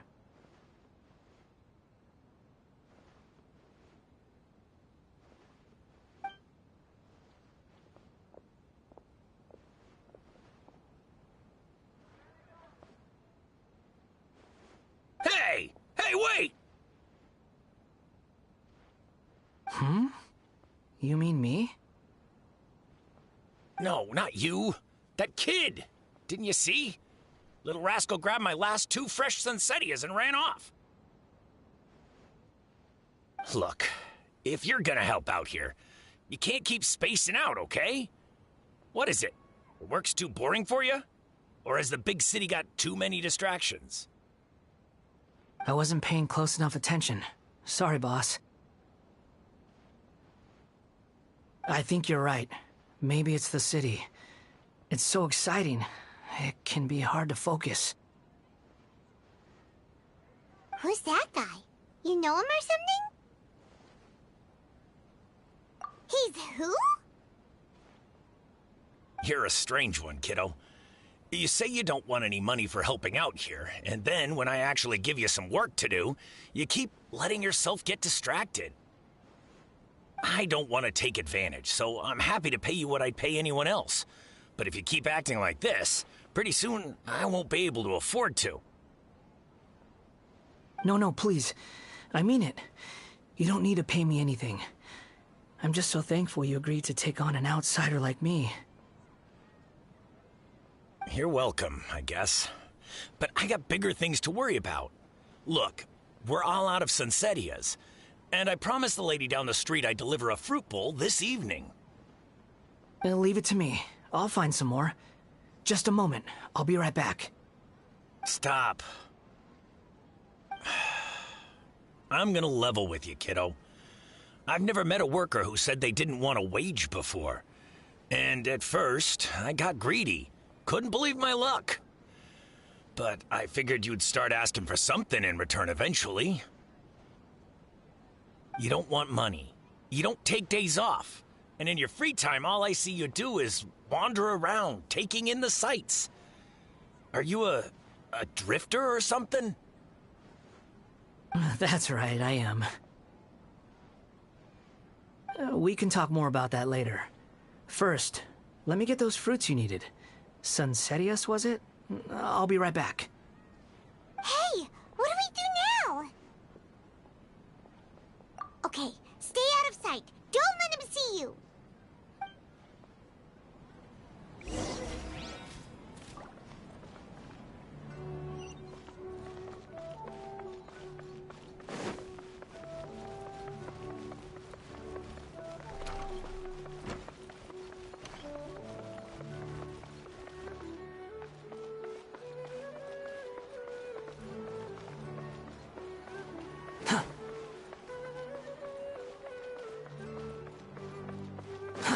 Too slow.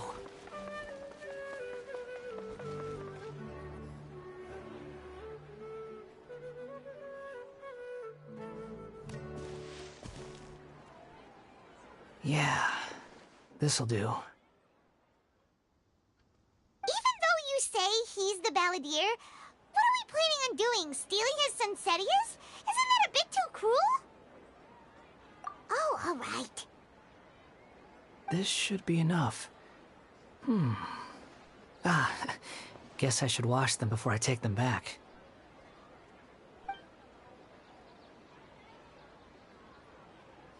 Huh? You two over there. Is there something I can help you with? He spotted us! You've been following me all the way from the city. I'd have to be blind not to notice. Have we met before? No, we haven't met. But you know me?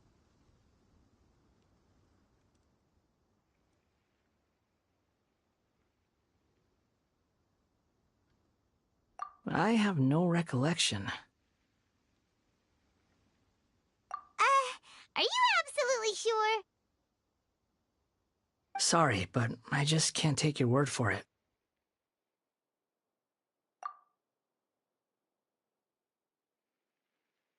A puppet? What makes you think that? Huh? You were right! The look on his face! I guess you do know me after all. That is not something I share with a lot of people. Look, I'm just a wanderer. But seeing as you've gone through all this trouble to track me down, I'm sure whatever it is must be important. Okay, but please let me deliver these goods to my boss first. Are you really working for that guy? He said you don't want any more for it. Is that true? Yes, I ran into him out in the wilderness during a storm, and he let me take shelter in his cart. In return, I said I'd be his helper for a while. That's oddly nice of you. Let me take these back. Then I'll come with you, okay? Then let's return to the city.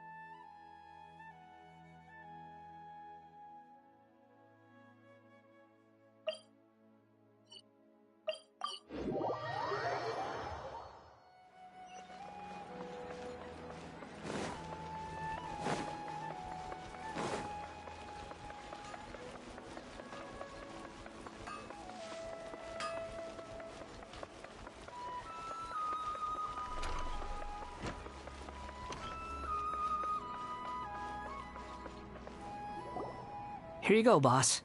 I'll leave them right here. Oh, you really went and picked some more. Who are these two? Something's come up, and they need to borrow me. Sorry, boss. I'm afraid I'll be away from the stall for a while. I was just about to pay you anyway.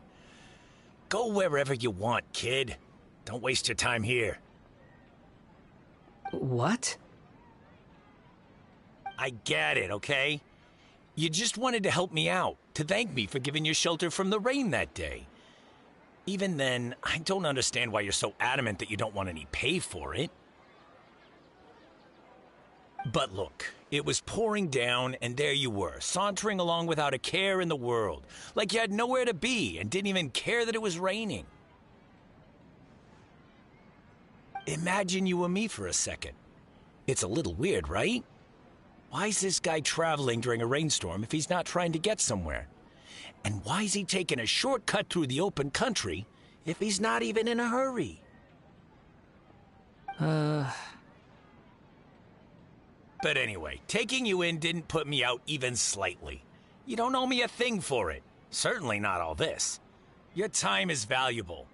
You know, you should go live your life. But I don't...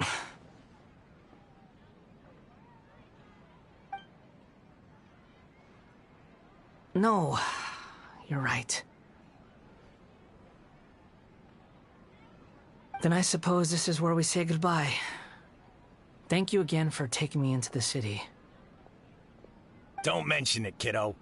I've run into all kinds of characters over the years. I just hope you find your path. Thank you. All right, done. Thanks for waiting for me. We can go now.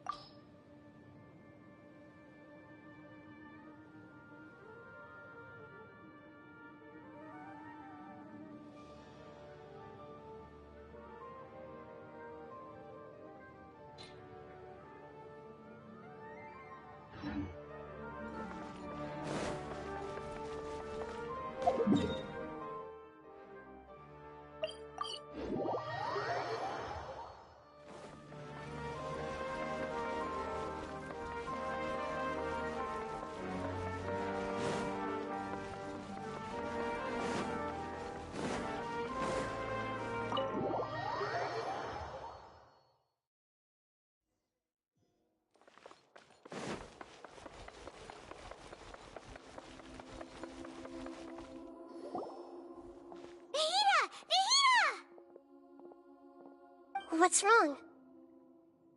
Huh? Are you? Hello. I do apologize for the sudden intrusion.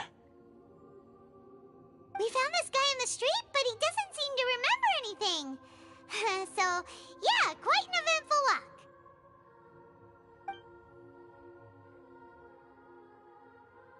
You say that you are trekking across Teyvat to train yourself.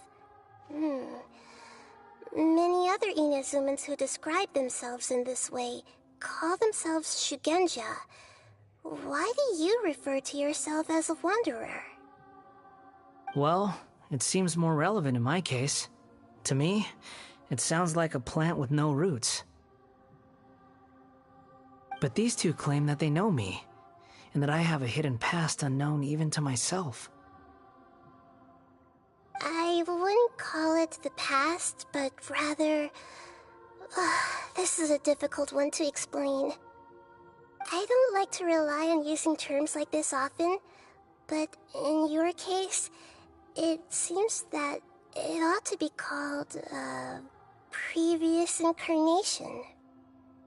Oh, like a past life or something? Yes, something far more distant than the past. So far away that you cannot perceive it. Okay, I have to ask. What was I like in my previous incarnation?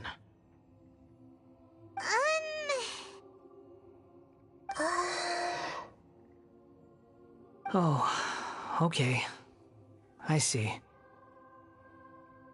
You want to tell me, but you can't bring yourselves to say it. Looks like I didn't have the most wonderful existence in my previous incarnation. If it's that difficult to talk about, I have no doubt it will be just as difficult to hear. But I'll be able to handle it.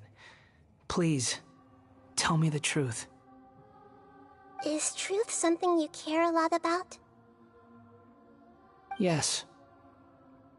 Then I'll be straight with you. In your previous incarnation, you did many things that would be considered evil. You nearly died because of what other people did, and many died because of you. As a non-human being, you hated gods and humans alike. You drifted from place to place, never able to settle, even where you found status and identity. You adamantly believed that you were missing a heart.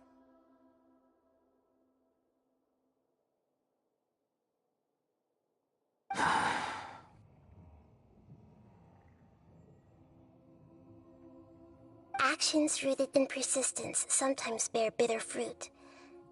Sometimes, you have to let parts of yourself go, or you'll never be happy.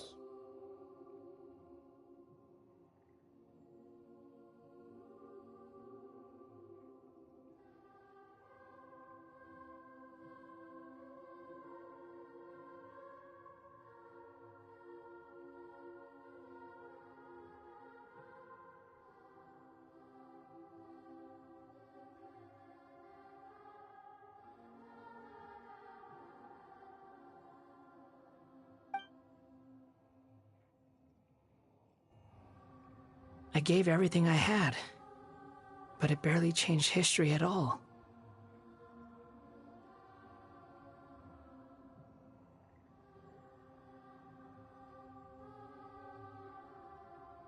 In terms of the outcome alone, that's true.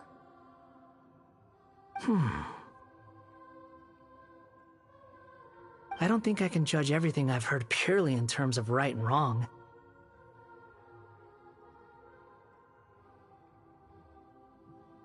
Each choice a person makes belongs to a specific place and time, a chain of cause and effect, a cycle of karma and consequence. That is the nature of truth. If one thing is right, its opposite must be wrong. And yet, dichotomies like this are not enough to explain the world in all of its complexity. It seems like my previous incarnation wasn't the most likable individual.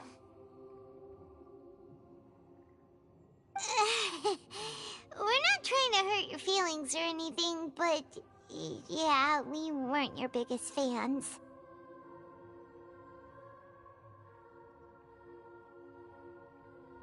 If we were enemies, why are you trying to help me find the truth? This is so frustrating! This guy's supposed to be our arch enemy, but now he's just some random stranger we met on the street! He's got so much to answer for, but we can't make him talk because he doesn't remember anything. What a weird situation. Lesser Lord Kusanali, as the God of Wisdom, I trust that everything you told me must be true. Yes, it's all true. I can even show you the memories themselves, if you're willing. Please, I want to see them for myself. I want to experience my own transgressions.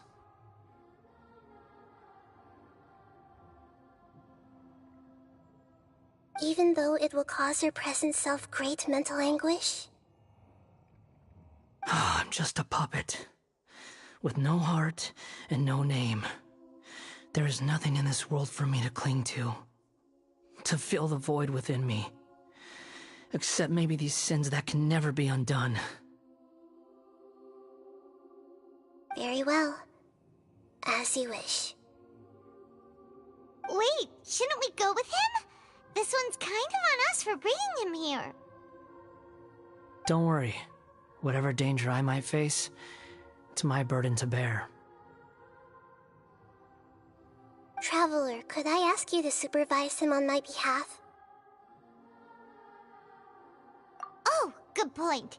Given your, unique situation, we'd better keep an eye on you. Understood. Thank you. Now, prepare yourselves, everyone.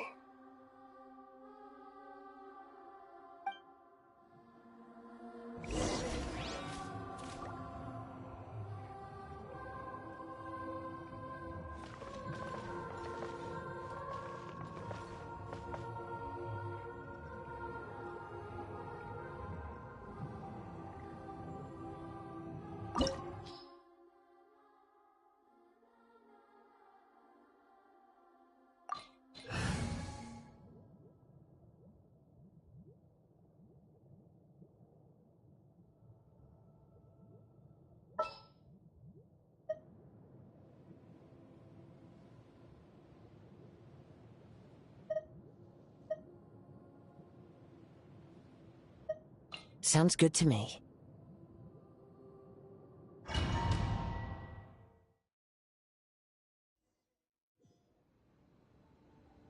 This looks like Inazuma. Right now, you're in a dream I created using information extracted from your memories. These memories will show you the raw truth, but be aware that enemies may react just like in the real world. Please be careful. Sounds like an immersive experience. It's a good thing we came along. You don't need to do this for me. I don't deserve your protection. We never give up halfway. Well, we had to once, but that was your doing.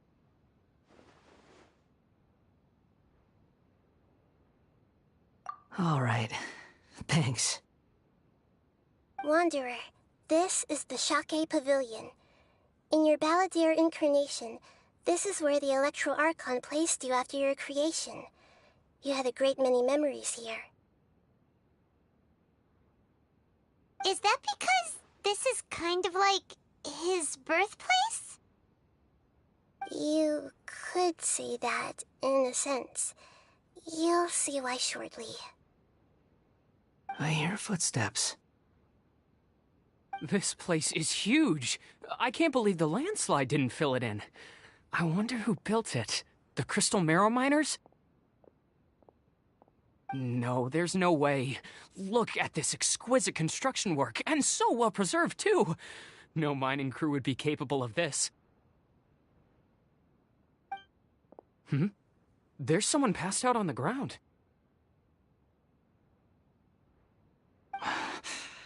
Who are you? You're awake. What happened? How'd you get stuck here? Are you injured? Not a scratch. And these fine clothes. Who are you? This man is Katsuragi, deputy to Torichiyo's adopted son, Mikoshi Nagamasa. He found the Balladeer in Shake Pavilion and took him back to Tatarasuna. And the rest is history. Well, it used to be. In the original version of events, Katsuragi was ultimately killed by Nagamasa. Let me get you out of here.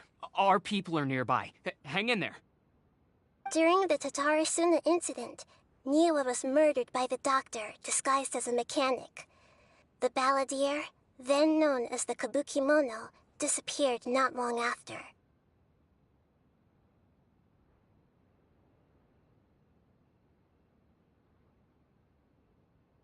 As the second-in-command at Tatarasuna, responsibility for what had happened fell to Mikoshi Nagamasa. But Katsuragi had sworn lifelong loyalty to Nagamasa after the latter had once saved his life. At Katsuragi's insistence, Nagamasa killed him to put an end to the Tatarasuna incident.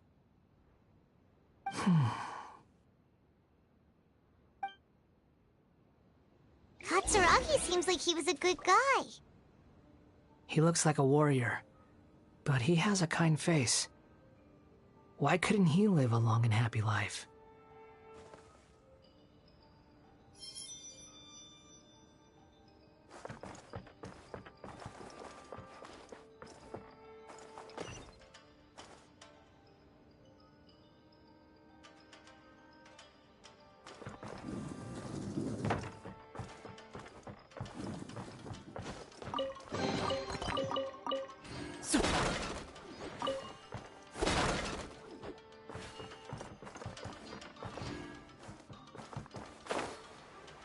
Nagamasa, I found this young guy in a cave sealed off by a landslide.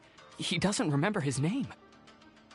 Well, we need to call you something. I hear the workers are calling you the Kabuki Mono.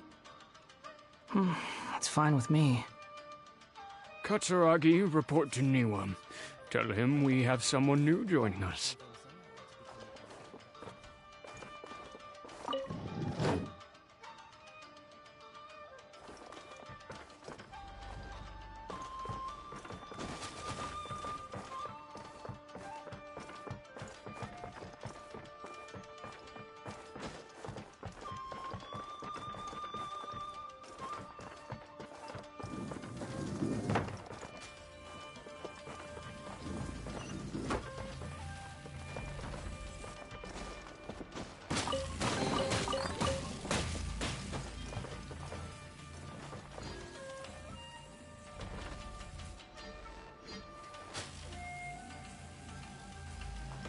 Wind Strider!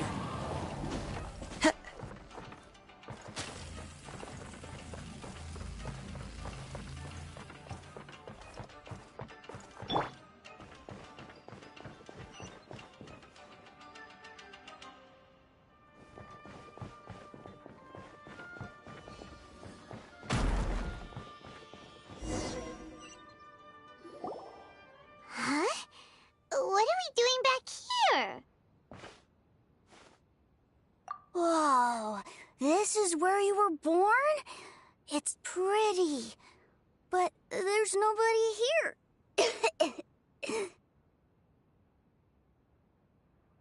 I was abandoned, like you.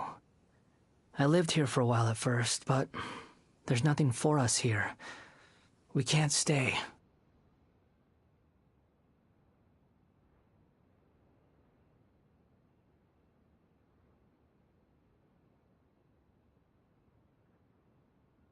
Okay. I heard my mom and dad used to make swords, but the factory manager died, and then my dad got sick. He kept coughing all the time, just like me. Then Mom started coughing too.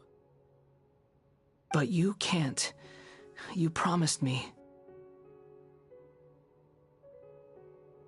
Yup, we're family now. We're gonna be together forever and ever.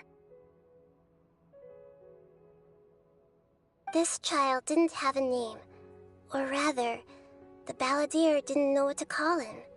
His father died before he could name him. After his mother died, the child stayed in their straw hut alone. Some of the neighbors helped to raise him. After leaving Tatarasuna, the balladeer ran into this child who didn't have a name, just like him. They made a promise to live together. What happened to the child then? He died from his illness while he was still very young. The balladeer came home one day and found that he had stopped breathing. Hey! What's wrong? Say something!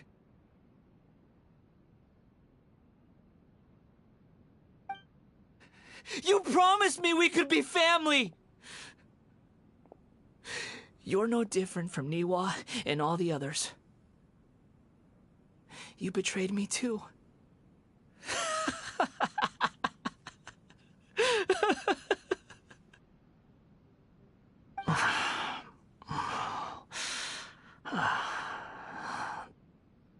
The voices have gone. It looks like the memory ends here. Let's keep going.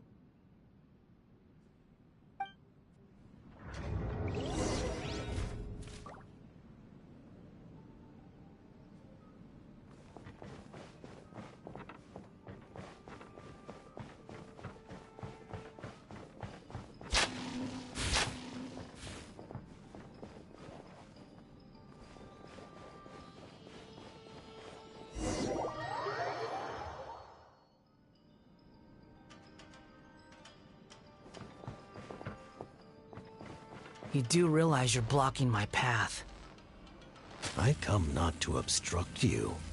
I've been waiting. What you are truly is a weapon, one that could be wielded with an iron will. Or you could continue to drift aimlessly. Are you trying to win me over? The long-fated rebellion has begun. Why not take your place at the banquet and join those who shall feast?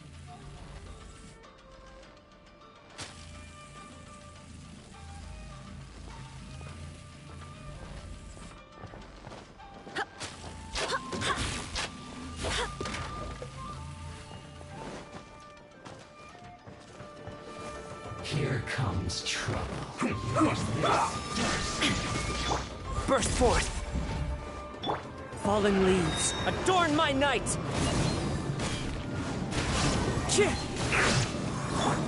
Let's not waste time.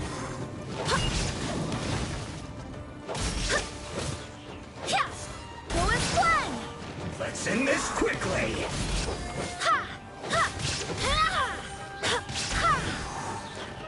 Shine down!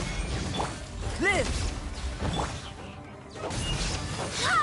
Go with fun!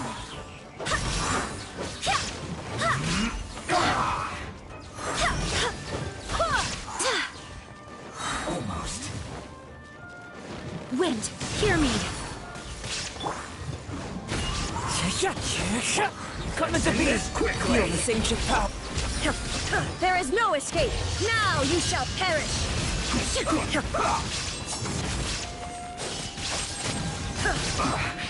I guess this is it. Well Live! put your back into Barbados, it, Killjoy! We've only just begun. Shine down!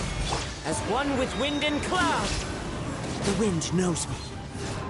I did it. My work finished.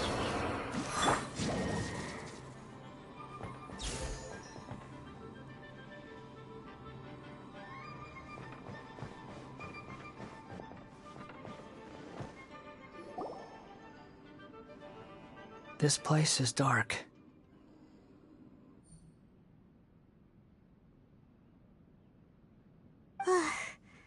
Paimon knows this place. It's the Delusion Factory in Inazuma. In the original version of events, the Traveler once encountered the Balladeer here. Such a creepy atmosphere. And so familiar.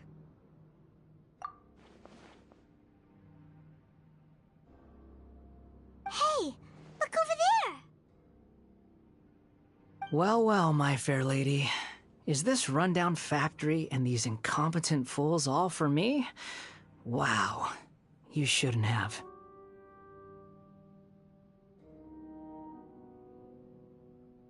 Huh. What do you have to gain from belittling your subordinates? You might not want to admit it, but you are a part of this plan. Perhaps you find fighting in the Abyss to be a more meaningful use of your time?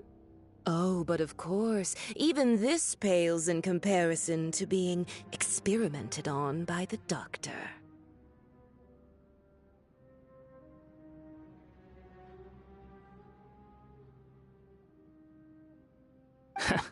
What a sharp tongue you have. Funny how negotiating never seems to be your strong suit. For the task ahead, I suggest you keep your true feelings to yourself. Save your breath. I know what I have to do. I'm sure you think so, but I still think you need to hear it. Don't start thinking you're invincible, and don't let your emotions get in the way. Surely you're not worried about me.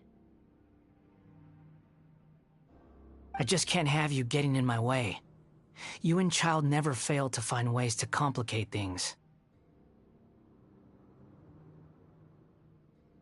I'm merely lighting a little fire in this chaotic nation. But you, being tossed out like trash, must make you want to destroy it completely.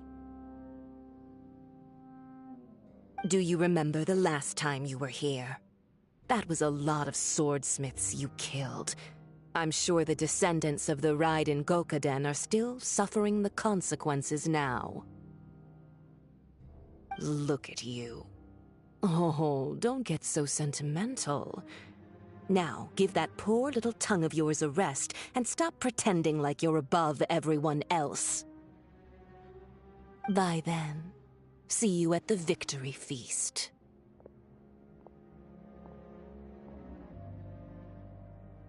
Poor little tongue? She's playing with fire talking to me like that. Who does she think she is? Forget it. Someone might find me here any minute now. I should prepare to give them a warm welcome.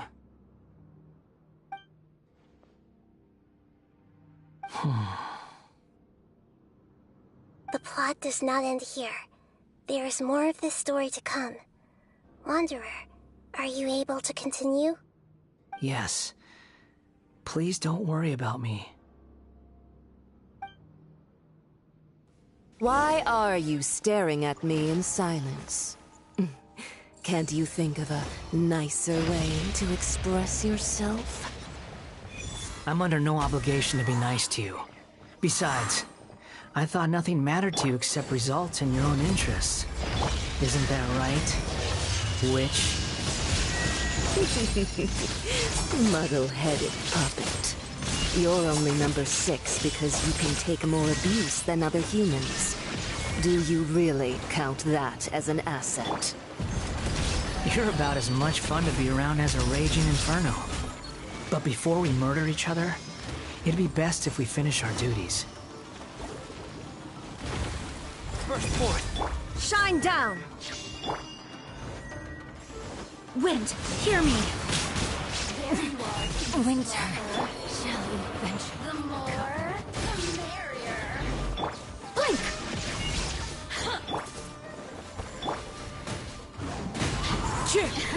Cloud's high. The birds call. Live! Witness my great undertaking! Shine no longer.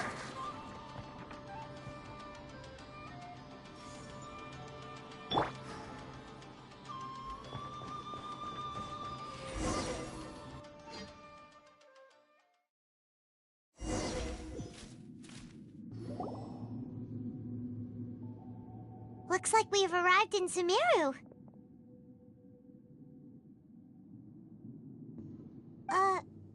Is that? Considering that Amorta's sage, Nafis, refused to join this project, I'll take part in the experiment in his place. Welcome. I look forward to a fruitful collaboration.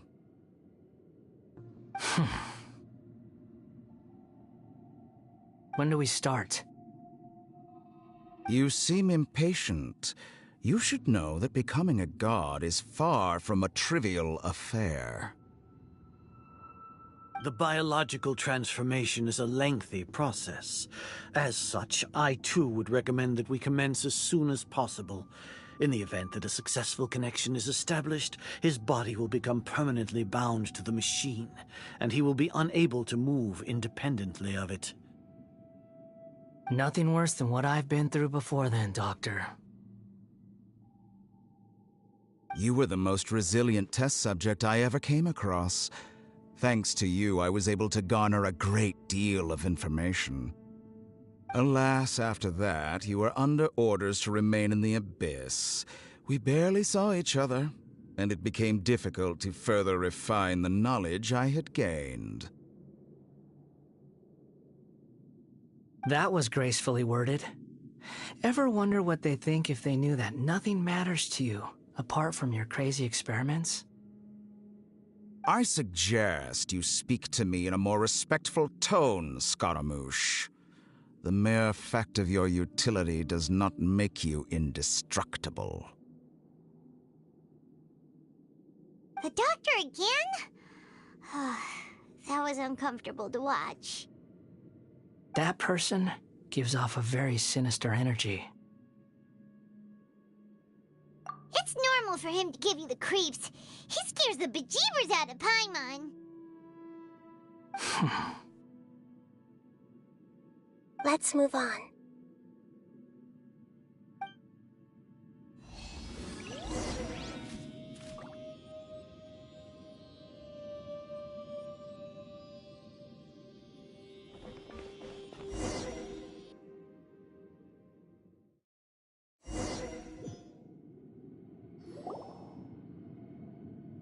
You're a god.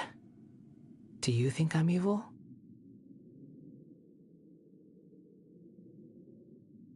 If you accept that he is you, just as you are you, then yes, you are evil.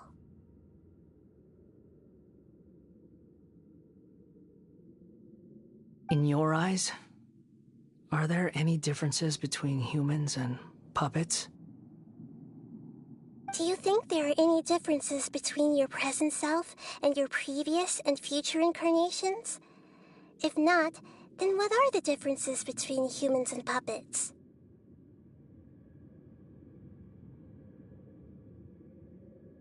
Whoever has tasted the joys and sorrows of life in the human realm is human. Whoever has loved and lost, cried with grief, howled with rage at the tragedy of death that eclipses the miracle of life, they are human too. I've seen enough of my past. If possible, I'd like to reclaim the sins that are mine to bear. No matter the consequences, I won't run from blame or punishment. Whatever I am due, let it come to pass. Can you return my memories to me? Huh? But won't that mean you'll lose your current identity? I've always believed that human lives follow a set of rules, with each person being a collection of past experiences. As a puppet living in a human world, my life is subject to the same rules. Regaining your memories means reverting completely to your previous incarnation. All the emotions that you discarded will return to you. Are you sure you want to do this? I've lived with the void in my chest my whole life. My creator didn't need me. And ever since I awoke, I've just drifted from one place to the next. But then I met you, and I finally realized that reclaiming my missing sins might be my one opportunity to become my true self.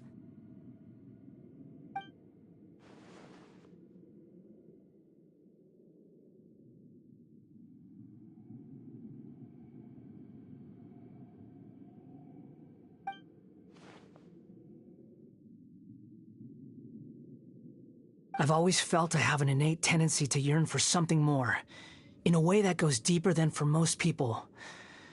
But for all my soul-searching as a Shugenja, I've never fully understood it. Looking at it now, it seems that I brought this curse upon myself. So I beg you, grant me this opportunity to gain a purpose, to change my destiny, and end my wandering. Very well. Since your mind is made up, I will return to you that which is yours.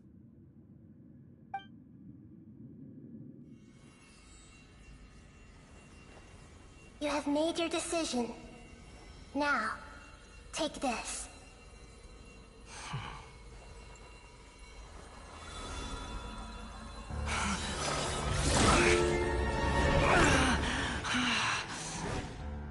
set him free. A puppet? What's he doing here?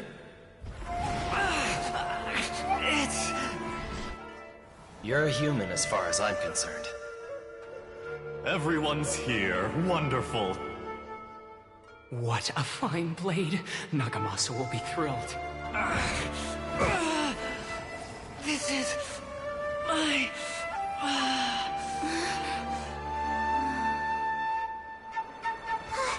Is he alright?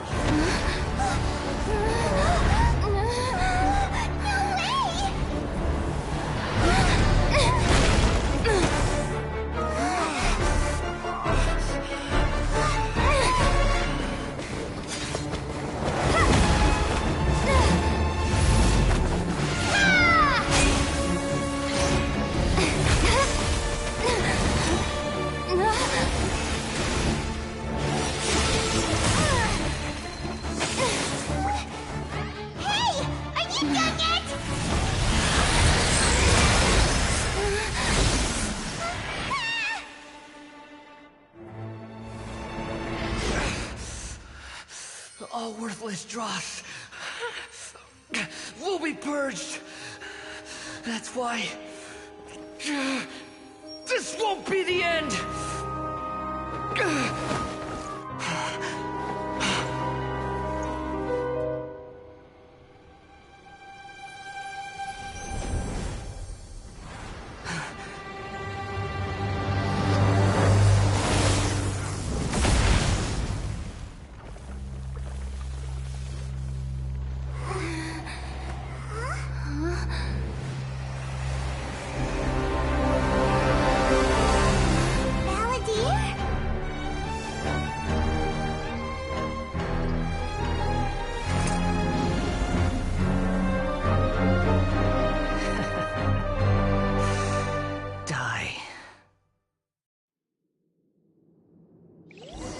This is trying my patience.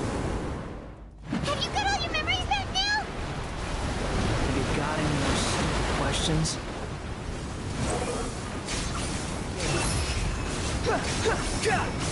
Insignificant past!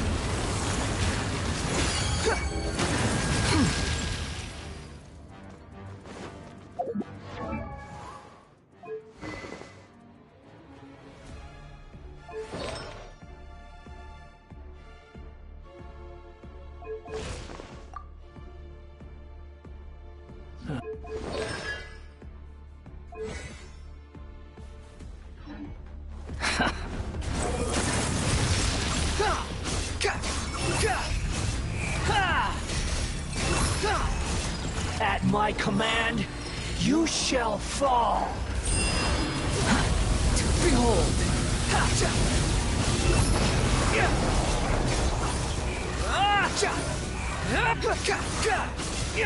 Feeble human. Quit falling. Cry louder.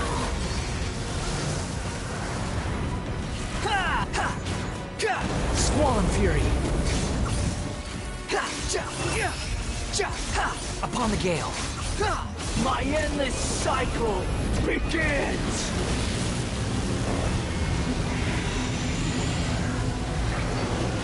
Behold!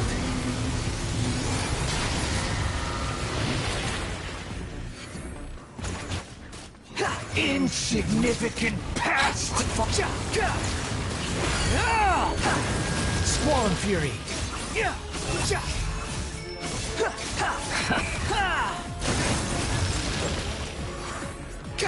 Feeble human! Till the wind rises.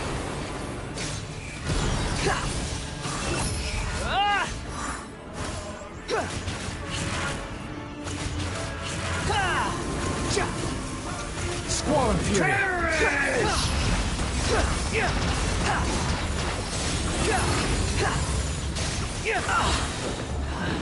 Wretched vermin! Churn!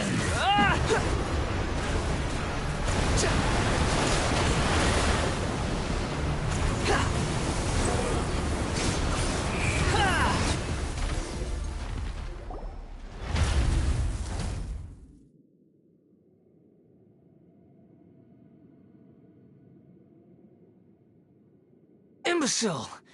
Get out of my sight. It disappeared.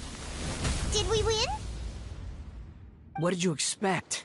I'd never lose to that. There's the tone of voice again. You're definitely back to your old self. Wait, but it was you inside that thing too! What have you got to be smug about? Sorry. I'm harsh on myself and everyone else. Just the way I am.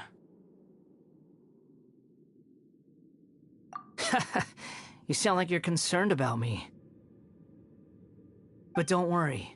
Thanks to you, even if I didn't change a thing, at least I now know the truth. The memory recovery seems to have been a success. This dream has served its purpose. Come on. Let's continue this outside.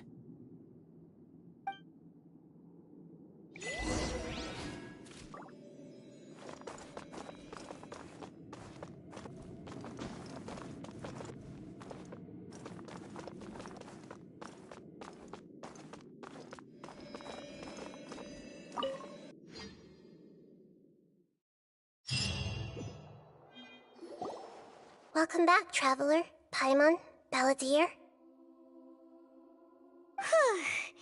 It feels like we just went on a really long journey. Paimon's exhausted.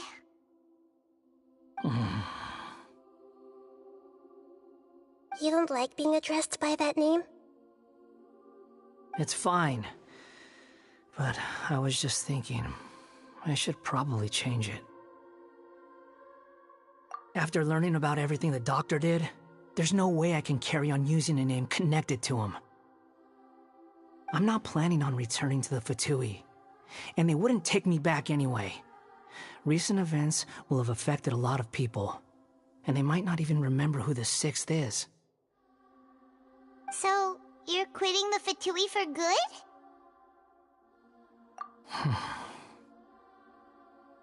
It's like you said, Lesser Lord Kusanali. Everything may look futile, but it wasn't completely meaningless. At least I made a lot of people forget about me. But that doesn't mean your own past has disappeared. Of course. And your main goal, for which you gave up everything you had, you weren't able to achieve it. I hope you can see and understand that. Changing the world, changing the past, changing the fates of other people, these are not simple things to accomplish. What you are looking for is complete annihilation. But this is just a fantasy. Even if the Balladeer is removed from existence, the world will not heed your will. Indeed.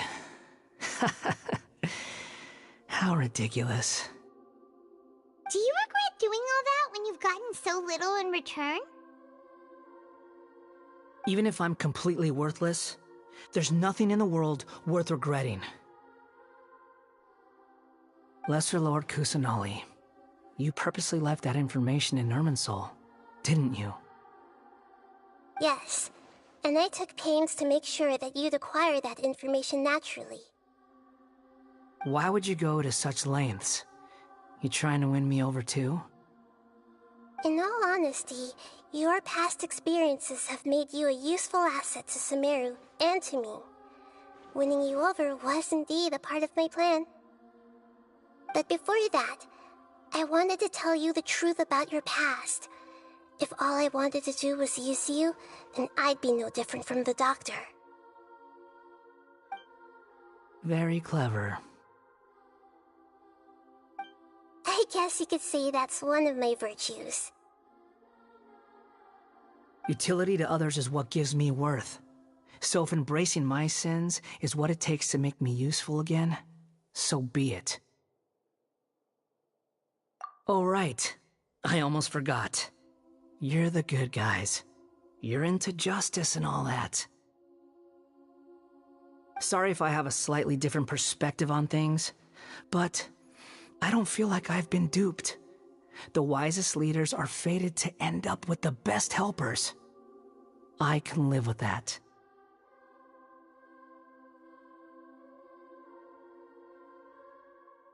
I'm glad you're able to think of it in that way. Traveler, in the future, I'll continue to search Irminsul more deeply and see what secrets can be uncovered. Including the beginning of your twins' journey recorded in Irminsul. What exactly happened before and after that point? I want to know as well. I will try. Traveler.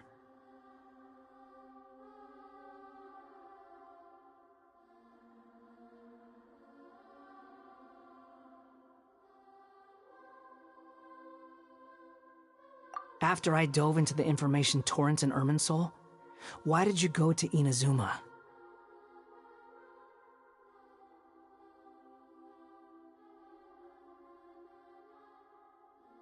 So that's how you found out whose fate had changed. And how. Well, whatever your reasons, you did me a favor. And I'll do everything I can to pay it back. Borrowing and returning are the only real relationships between individuals. I'll balance the books one day. Don't you worry. That's not true. A relationship between two people is not simply a ledger that can be reset to zero. I think deep down you realize this. People who show up in your life don't just evaporate like water drops and leave nothing behind. There is no such thing as balancing the books. Some things in this world can never be brought back, and they can never be changed, which is why there is emotion in the human world. Everything that you feel is real and lasting, and whatever is missing in you will not be made whole. To be human is to live with imperfections. You can choose whether or not you want to be human.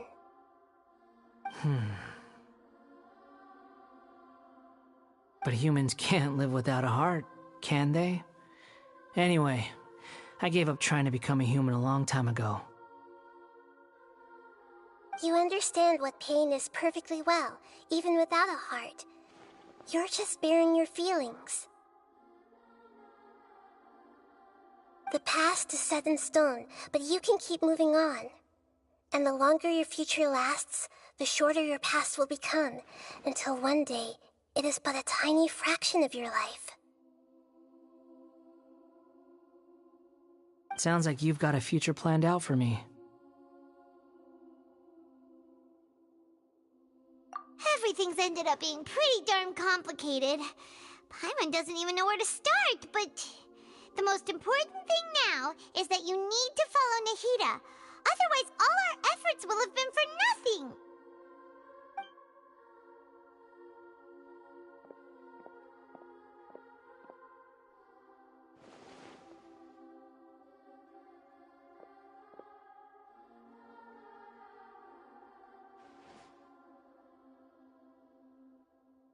Then I guess I'll be helping you from behind the scenes from now on.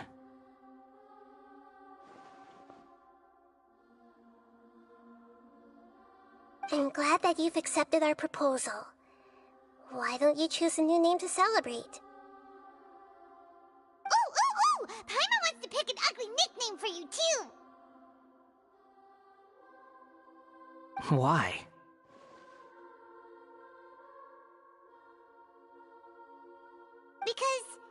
Because Paimon still doesn't like you that much.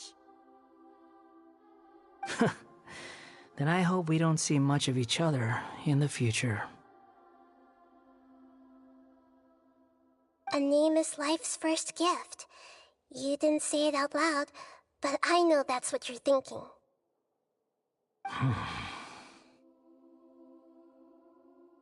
The Traveler and Paimon have helped you a lot.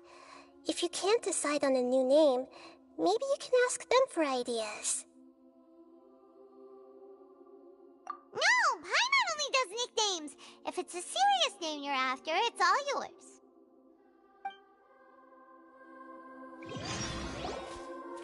Have you got anything?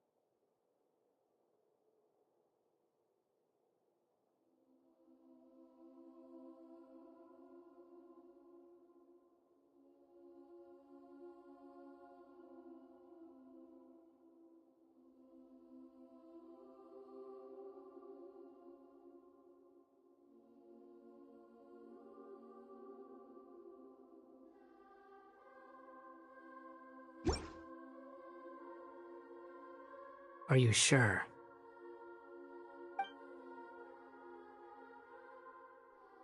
Oh, all right. If you say so.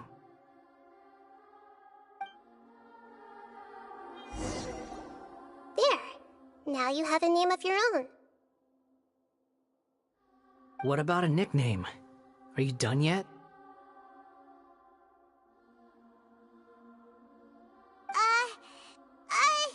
Still thinking. Stop rushing me! Take your time. I don't need to see you again until you've thought of one. Everyone who manipulated me and made me suffer will have to pay the price. You mean the Fatui? The doctor, at least.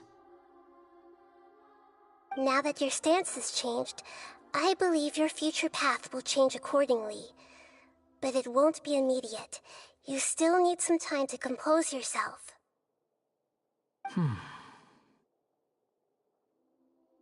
One more thing.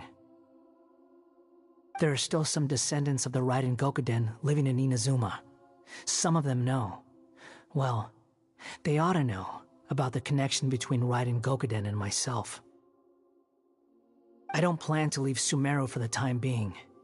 If you see them in Inazuma, please tell them that I was the one responsible for the Raiden Gokuden's downfall. Even though the events have been erased from the world, they still deserve to know the truth. I see. That is up to you. Huh? But if we do that, then... It's fine.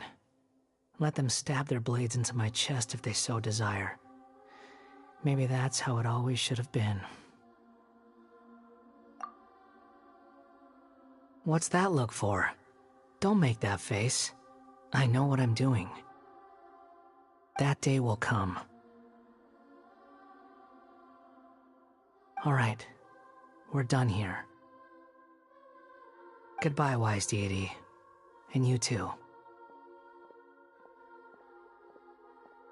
He's gone.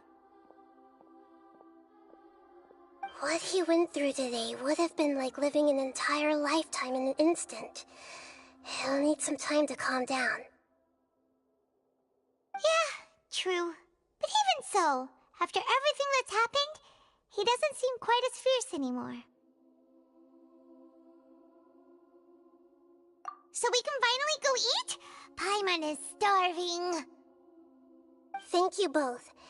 I hope you will find somewhere nice to go and relax for a while.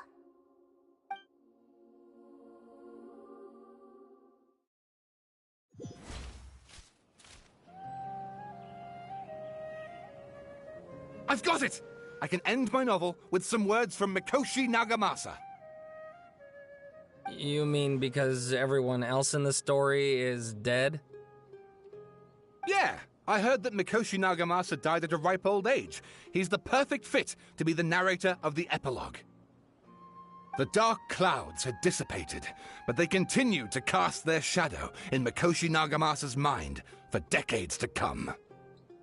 Then, one night, as an old man, he had a dream. On the night when that prized blade, the Daitatara Nagamasa, was forged, the people rejoiced, and there was painting, dancing, and drinking. All these expressions of joy melted down in the furnace fire and turned into red clouds that rallied around the final sunrise that Mikoshi Nagamasa saw in his lifetime. Life is a story too long to be told, a journey that you must walk to behold.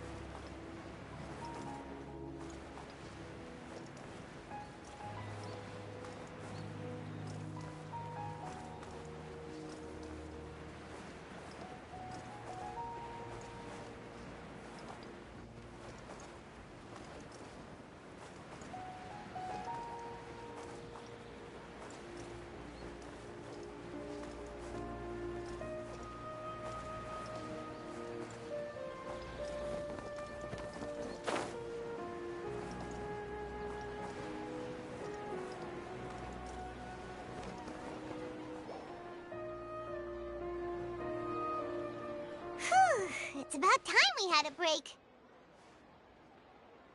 As soon as you stop, all the tiredness and hunger comes rushing back.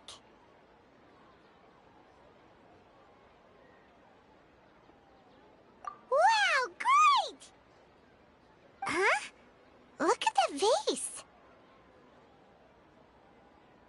Did someone break it while they were cleaning the room or something? But Paimon doesn't remember there being a cleaner.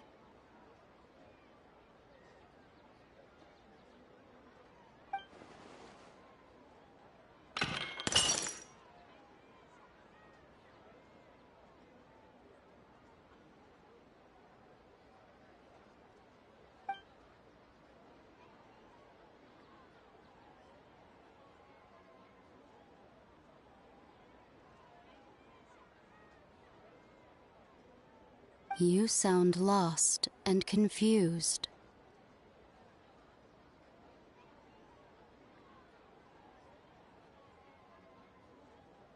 I know why you are troubled. Any who knew of this would find their mind overwhelmed.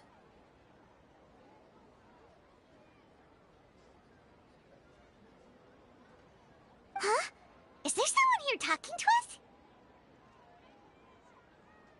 Unfortunately, the fate of Tevat cannot easily be changed. Perhaps a god may have a slim chance, but for anyone else, who can say? When a small animal runs into a tree trunk, though the tree may sway, it is not displaced.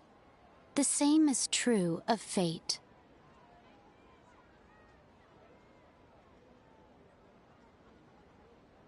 Like a vase that falls to the ground.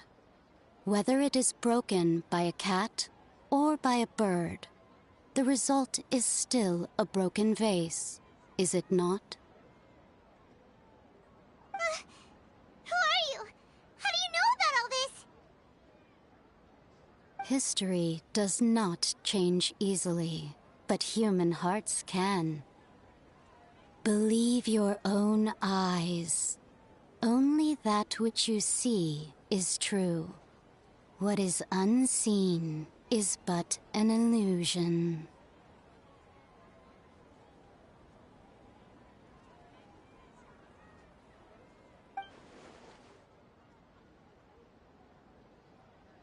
The voice has disappeared. And who the heck was that? And what were they doing coming out of nowhere and saying all that scary stuff?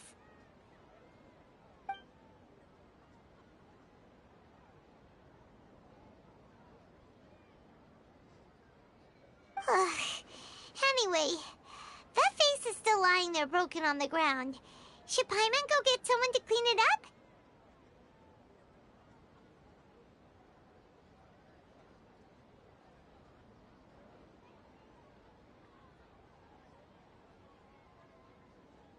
It feels wrong just leaving it there.